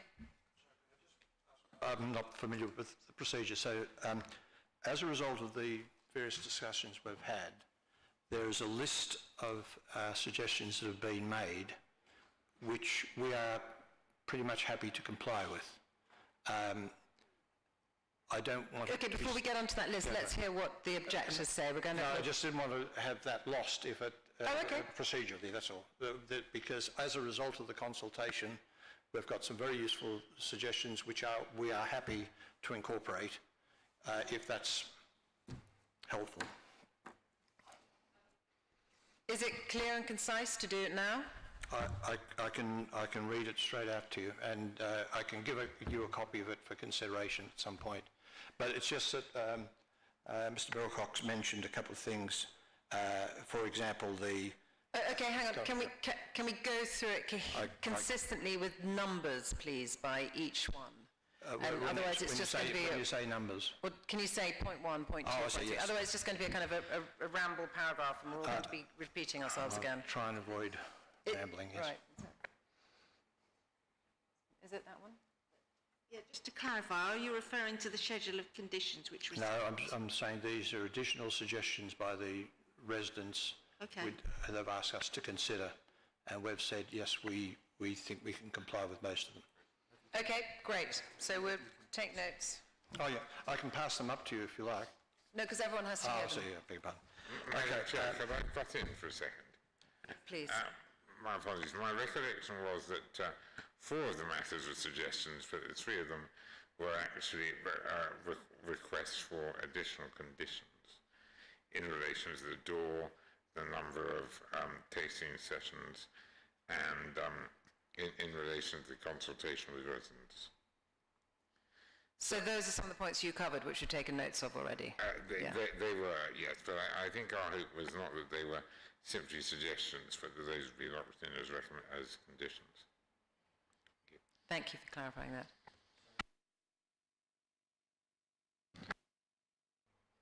There's no order of importance the way they've come out. Additional outside CCT to help security on the street, yes. A flower box to replace the outdoor tables, yes, plus railings. Sorry, could you go a bit slower? I've got to make a note of these. We'll get them. Okay. Outside CCTV, which I think is part of the condition anyway now. Where there was going to be outdoor tables, there would be a flower box and possible sympathetic railings like the rest of the street. We've actually started the conversation with the landlord about that. They seem that's possible. They asked for the signage to be sympathetic and conservative, which we agree with. That's what we'd like to have. Meetings being biannual, that's now I think that's in the conditions, but we're happy with that. To set up a WhatsApp group for people who are interested, to keep them informed about what's going on. Part of our business will have a premium club, which is a kind of a subscription service for, we would be happy to offer that on a complimentary basis and an optional basis to the residents. 2 reasons. Firstly, it'll improve communication, and secondly, I'd love them to be customers.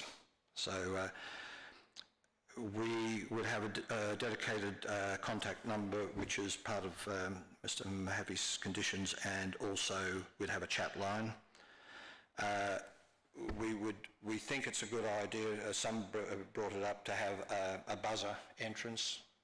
Now there's a couple of good reasons for that. It would be good for the look and feel of the place. It would keep unnecessary noise down, and frankly it would improve security for our stock. So we're happy to buzz people in and out. One of the residents suggested a colour change, which we thought was reasonable, and we'll go along with that. A softening of the main glass frontage to make it less obvious that there were people drinking. The tasting events we've clarified here, and also to change the number of people, customers, from 16 to 12. Okay, that's clear, great. We took many of those notes down already from Councillor Bell-Cox's submission, but thank you for clarifying that. Thank you. So now we're going to move on to objectors. Thank you for being so patient. You now have a chance to do your submissions. And I don't know who would like to go first. Perfect. Would you please introduce yourself? Thank you. Good morning. As previously mentioned, my name is Suzanne Neville, and I'm a resident who's lived on Old Church Street, Red Anchor Close, for 25 years. In a way, regretfully, some of my representation is going to be repetitive from the previous discussions, but I expect it only to last 5 minutes at the maximum. With regards to crime and disorder, public safety and public nuisance, there is a dense concentration of licensed premises on King's Road between Old Church Street and Beaufort Street, a short distance from 30A Old Church Street, which is situated in a residential family neighbourhood. Additionally, 30A Old Church Street is within 45 metres of the historic pub The Chelsea Pig at 35 Old Church Street. It is recognised that the number of alcohol-related incidents increases as a result from the negative cumulative impact from high numbers of licensed premises.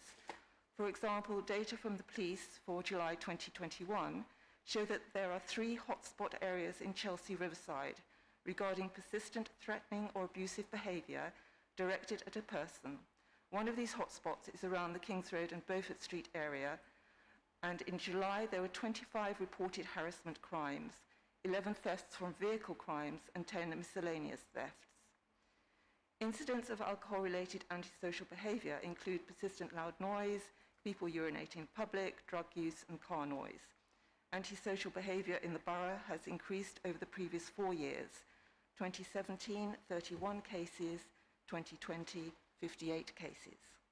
I myself have been verbally assaulted and physically threatened by a drunk man in Roper's Garden, a small public garden at the bottom of Old Church Street. Many properties include... Would you like to take a little break? Are you okay? Many properties, including mine in Old Church Street, have installed automatic gates to provide extra security, and local areas such as nearby Poulton Square are using private security firms to patrol the streets due to the number of alcohol-related incidents. On page 10 in the documents, I note that no noise complaints have been received in the preceding 24 months. This is likely as a result of the national lockdowns and the Chelsea Pig pub being closed. Councillor Beryl-Cox kindly facilitated a Zoom meeting on the 7th of September for myself and another neighbour to meet the applicant and to discuss some suggestions for further conditions to be applied if the committee is agreeable. We discussed floor space density of the proposed premises, which is 54 square metres. If you take out the shelving, stairs, storage area and toilet, this is considerably less. The application states there would be a maximum of 16 customers plus staff. In discussion, the applicant realised this number is too high. As a condition, please could the maximum number of customers allowed on the premises be reduced in line with public safety, ensuring safe capacity limits are set and there is no overcrowding.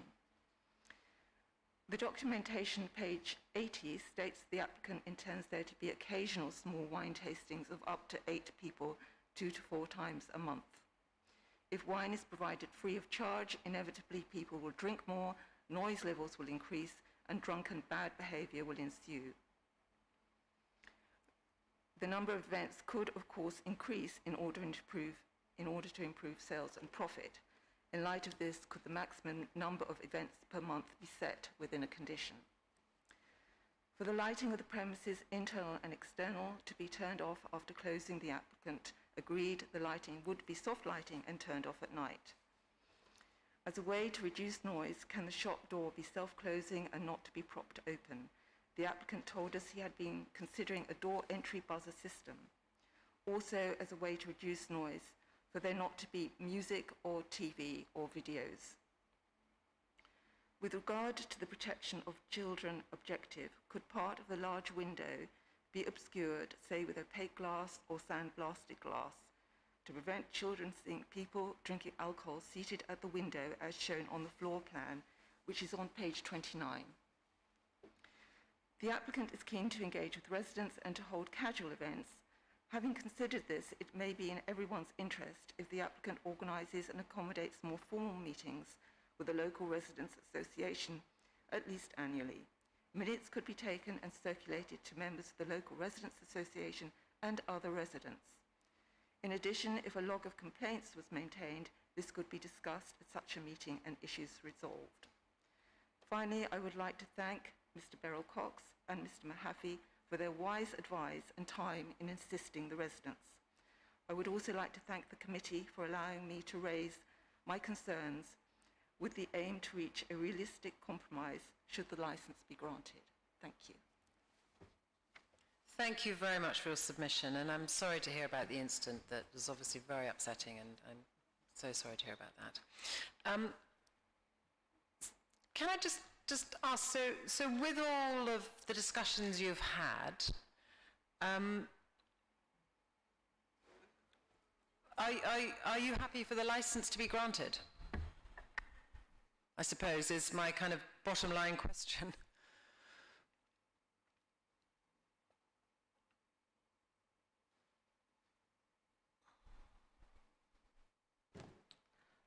Madam Chairman, thank you. The issue, I think, has been, as mentioned earlier, the infelicitous language that alarmed a lot of people when the initial licence was applied for. The licence was applied for initially, which gave the impression that we were looking at Brinkley's Mark II in our, beautiful street.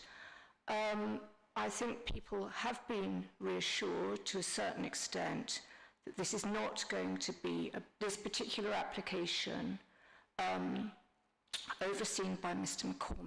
McCormack is not going to be Brinkley's Mark II. But I'm afraid that the Perfect Bottle is suffering some of the collateral damage caused by other licensed premises in the area whose record is appalling, to put no finer point on it. Now, this goes back to my initial point earlier that what everyone is concerned about is the Trojan horse. Suddenly we have a history of licensed premises in the middle of Old Church, another set of licensed premises in the middle of Old Church Street. Any new licensee might not be as assiduous or mindful in cultivating good neighbourly relations. And this is really the worry looking ahead. There's one thing to have, obviously a potential licensee who reaches out, who wants to be responsible and neighbourly and caring. There's quite another for someone to come along and really doesn't care. And, we could be out of the frying pan into the fire really quickly. So that's really, I think, as far as I can say, I've gathered what local people might tell you. I can't, as I say, I can't represent all of them. What I think the point has been made repeatedly is how refreshing it is for residents to have the chance to speak to a licensee and put their point of view across. This happens far too rarely, and it would be really good for your committee to start insisting that this happens a lot more. Many thanks for your time. Thank you for that. Yes, and very good points. Whenever we have anyone in front of the committee, we always insist on that, but sometimes by then it's, sadly, as you know, too late. So, yes, maybe licensing can make a suggestion about how that can happen, come back to us another time, because that would be very helpful. We are going to ask more questions in a minute, but I thought we'll probably ask all the questions as a whole. So any other objectors who would like to say something now, please?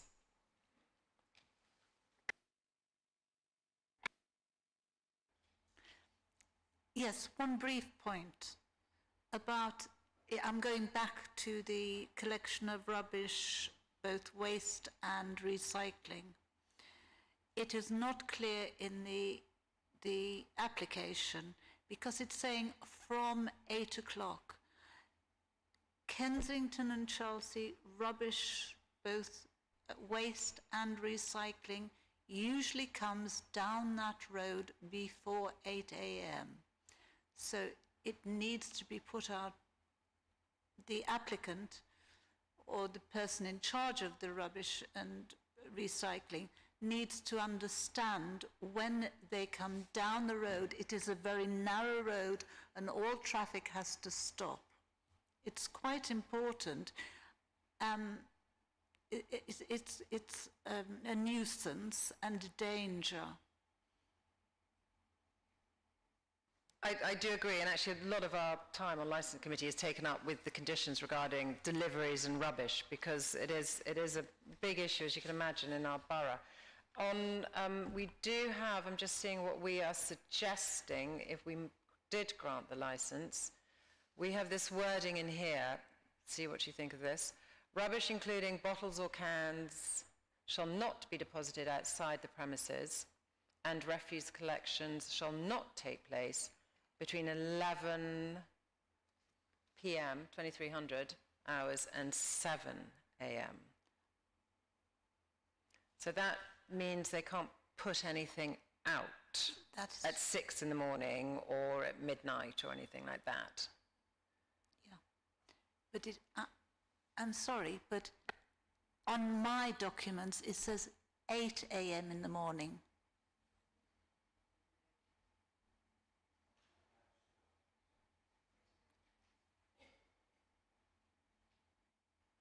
Well, we could put the condition at 8 a.m. if you can meet with that.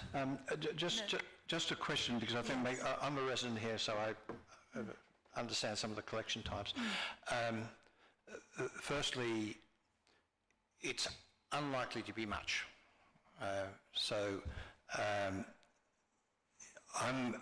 Is there one or two collections during the week on Old Church Street? I'm not aware. Two. And if it comes before,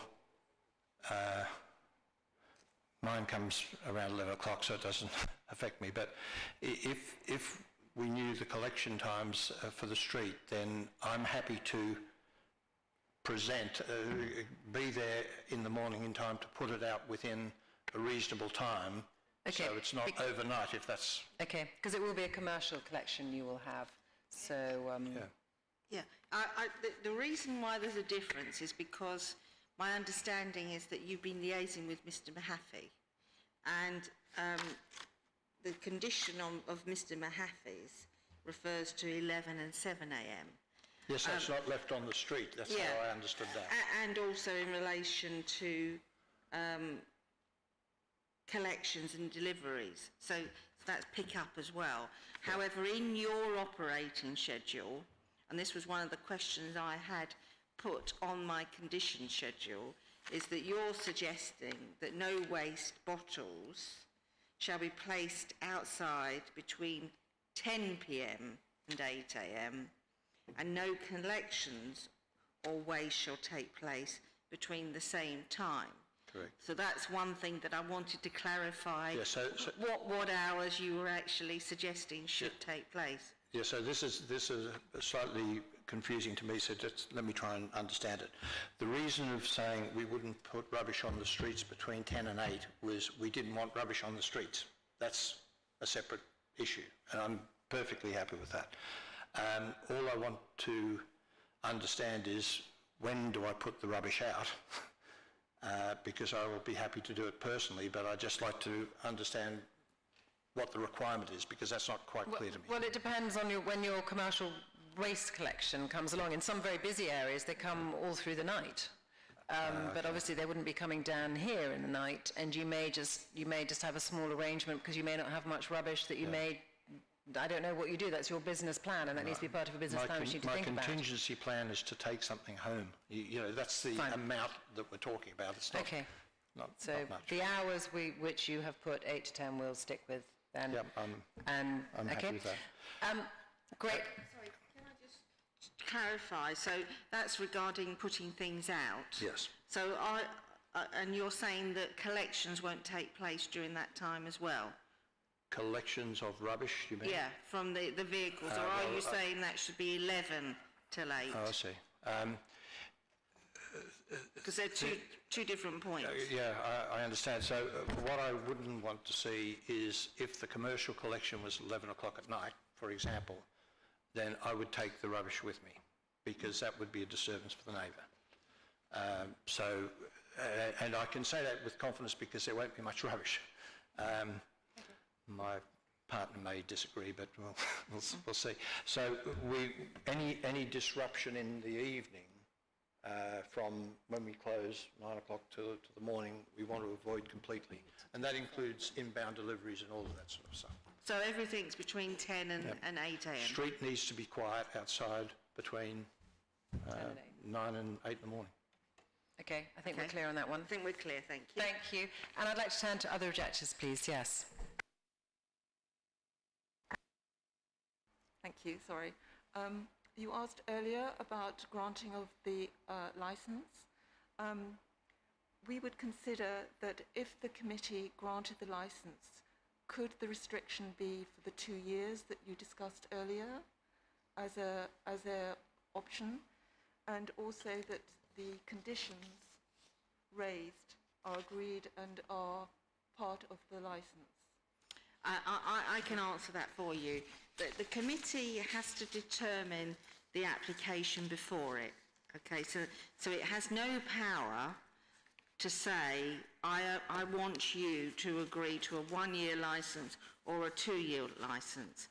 What they can do, as the chairman has done, they can invite the applicant to amend their application to a 1 or 2 year.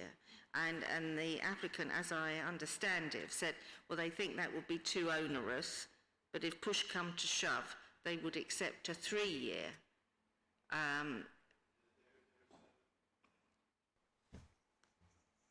The lease is not signed off, obviously, so we're dealing with what we've negotiated, but there would be a break clause in the lease for 3 years, and it requires good faith from everyone concerned, but I would be happy if that was the turning point to say that we'd be happy with a 3-year period. And we would, obviously, we want to comply anyway, but we would hope there wouldn't be frivolous points coming up in that period. So that requires goodwill on all parts, but in principle, if it was a 3-year break, which was consistent with the lease, we would certainly happy to agree to that. And that gives us a bit of time, if it wasn't working for any reason, because the search for these sort of properties and this sort of process, as you can imagine, is pretty time consuming anyway. Okay, so understood. So 3 years, so you prefer 2 years. Well, basically, you'd prefer probably no licence at all. You want a full-on licence, so we're always trying to kind of work out some way. And so 2 years, and as our legal advisor says, you have to formally amend it in this committee. So you're amending it now as an option for us to consider is 3 years. 3 years, yes. So we can consider a full 100% licence forever, a 3-year licence, or a refusal, and obviously with the conditions we've discussed in this committee. So that is clear.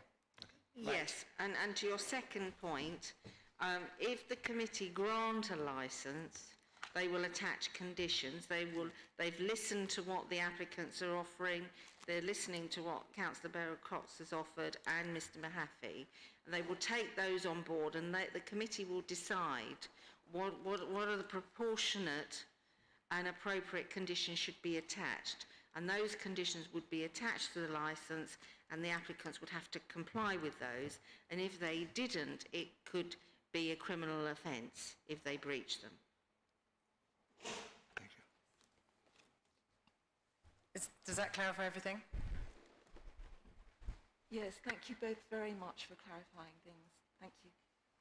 Thank you. And any further comments from the objectors before we turn? Because I'm going to just ask anybody if we have questions for you. I have no questions. Fellow committee members, any questions for the objectors?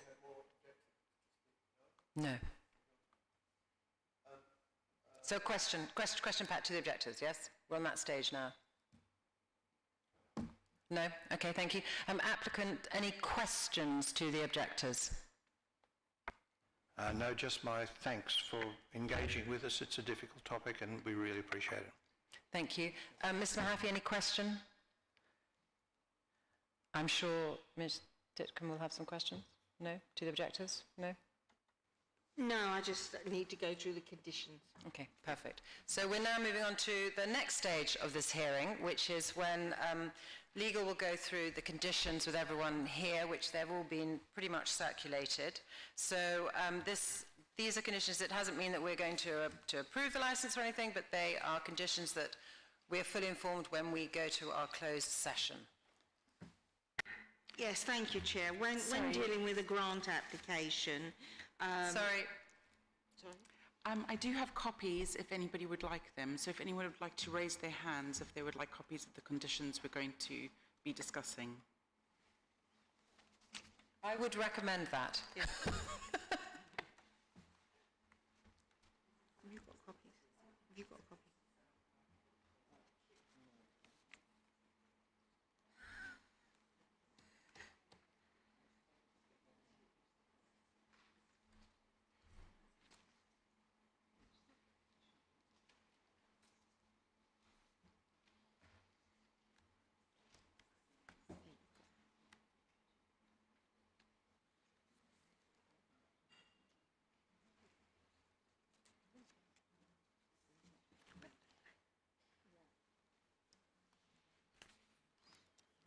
Okay.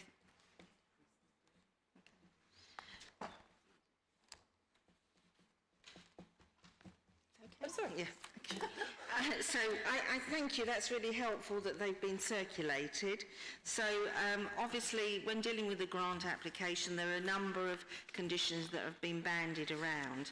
So what I've tried to do is put them all together in one document so that we can just clarify what conditions are agreed and whether any tweaks need to be made. And this doesn't prejudge what the committee are going to do.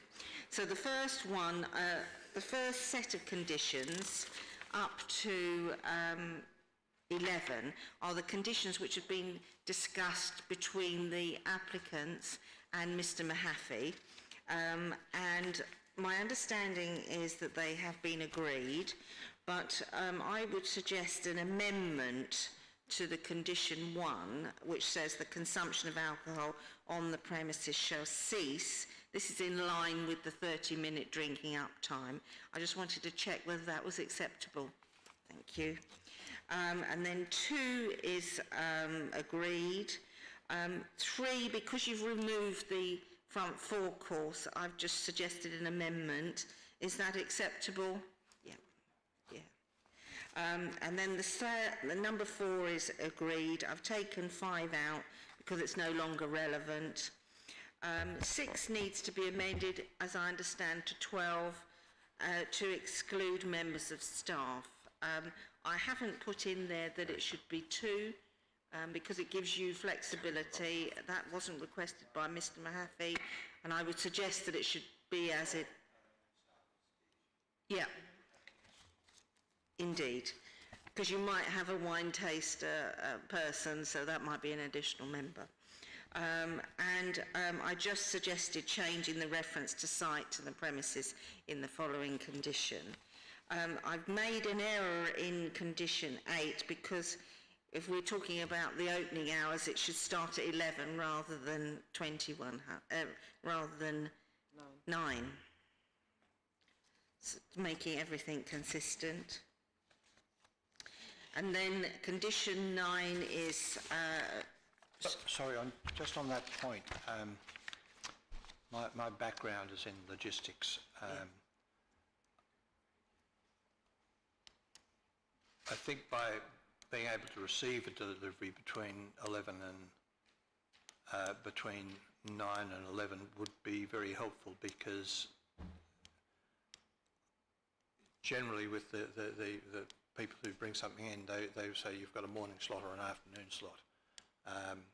I'm not sure if that's too restrictive to say that. Yeah, I mean, it comes back to this knotty problem that we... the licensable activity. is about the opening hours, and so because collections and deliveries relate to noise and nuisance, that's why you can only put conditions on which relate to the licensable activities, and that's why it needs to be amended to 11.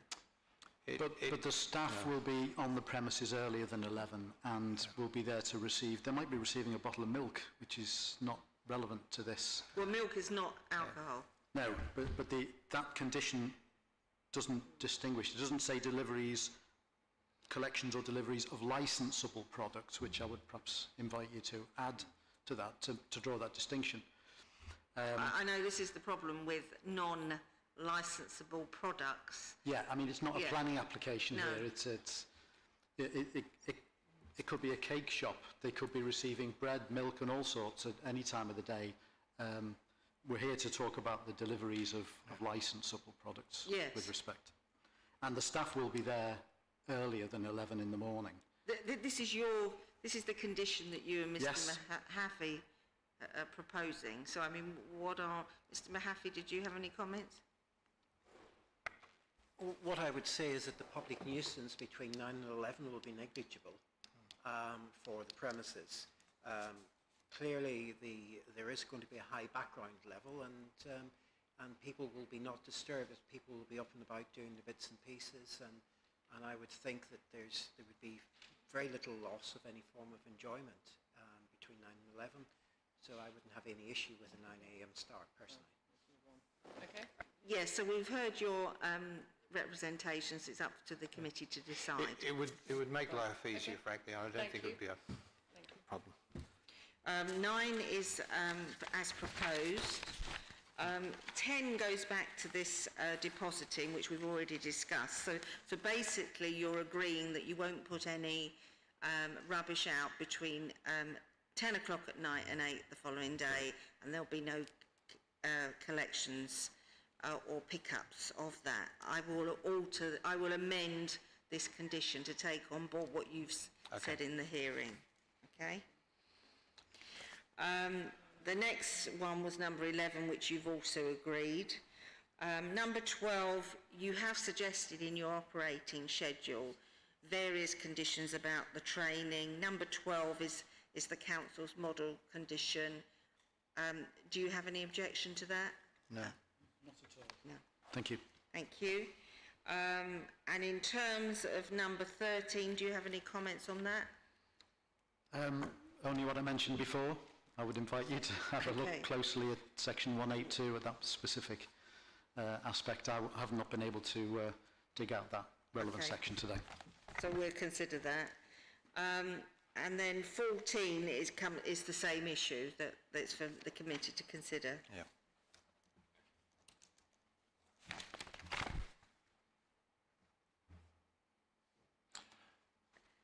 15 is these are all conditions that you have suggested.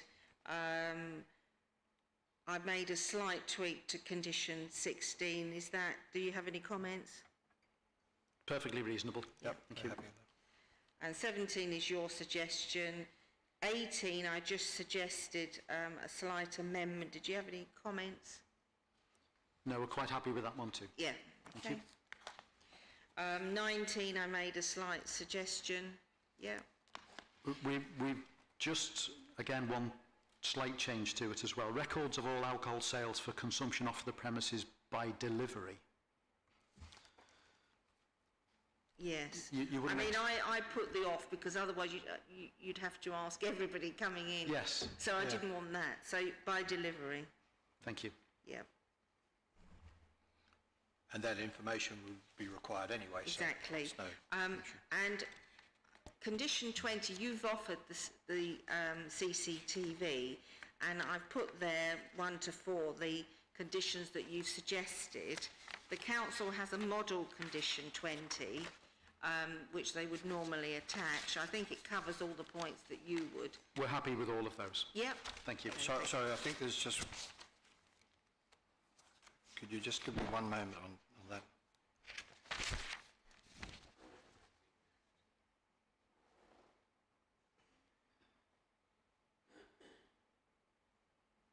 No, that's fine. Is the standard police We were requirement. discussing this in detail yesterday. We're just worried a little bit about data protection and that we weren't breaching data protection by agreeing to this. I'm assuming that's covered on your The side anyway. CCTV condition has to comply with data protection and the police requirements that they update all the time. 21. Yeah, question, number 21 is fine, and it removes the need for 22. Yeah. And 23, you're offering this plant condition, as you've discussed in the hearing. Yes, I think that's just a declaration of intent, really, that we'll make sure that any plant doesn't cause a nuisance. Exactly. Yeah. Okay, that's fine.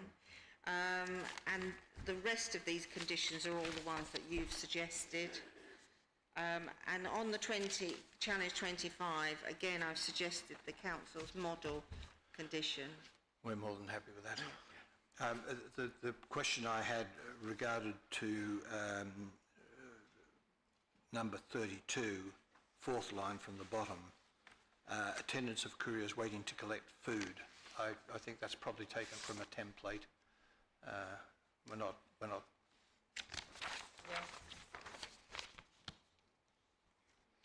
Yes, that would need tweaking. We don't want to enter that business, Yes. by the way. That needs amending. Thank you very much. Otherwise, you're happy with those? We are. Thank you. Excuse me, my apologies for interrupting. There were the three conditions discussed earlier on to which the applicants agreed in relation to the number of tastings, the Yes, you're entry quite- door and the... You're quite correct. So just to clarify, in terms of the tastings, as I understand it, the condition there was that excluding staff, there were to be 4 6-person tastings and 2 12-person tastings in any given month. per month.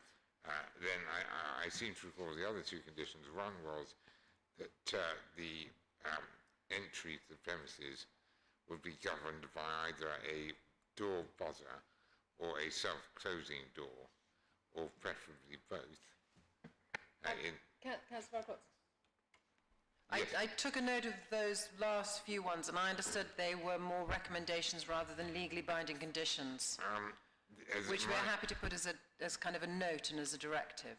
Madam Chairman, there were 4 recommendations/suggestions, which were the matters relating to the planter outside, the window and so on.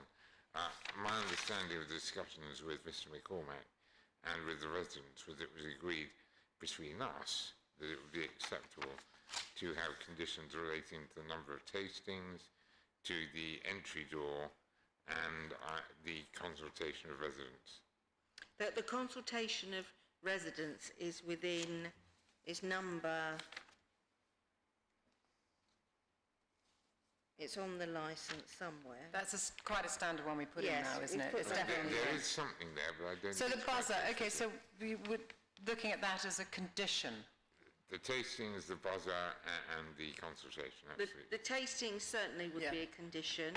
There's always an issue as to whether it's appropriate and proportionate to put a condition on in licensing terms about the buzzer, so it'd be for the members to consider whether they want to put that on. You mentioned a 4th one. Not a condition, no. There was the question of consultation with residents, the annual or biannual meetings. No, that definitely would be a condition. Okay, well, in that I've only got the tastings, the buzzer self-closing, the liaison with residents. Those were the only 3 that we wanted to be conditions. They were the only 3. Okay. And on the tasting, just so I'm clear, my understanding within the month was 4 by 6 people tasting plus the staff, and that would normally be someone who led the tasting, and 2 by 12. I have to say that we couldn't actually fit the, another requirement that Mr. Mahaffey says is that people should be seated. So we can't physically seat any more than 6 people in any event. So it's kind of self-regulating, and you're unlikely to have tastings on 2 separate floors, if you see what I mean. So it's just contingency. Yes. Okay, good. And number 29 is the condition, Councillor Bell-Cox, about the meetings. Yes. So we've got, perfect. Thank you very much for clarifying that about the tastings. That was good. I'm now going to turn to our governance team, see if any issues have been brought up during the course of the hearing. No, thank you, Chairman. Nothing from us. So we are now about to close this hearing. Thank you everyone for attending, and it has been quite complicated, and so thank you for everyone's patience in doing this. Our first hearing back again after 18 months. And normally we announce our decision today, but we're not going to, because there's quite a lot of discussion to be had. So we will announce a summary decision within 5 working days, and then the full reasons decision will follow. So thank you very much for your attendance. The hearing is now closed. Thank you.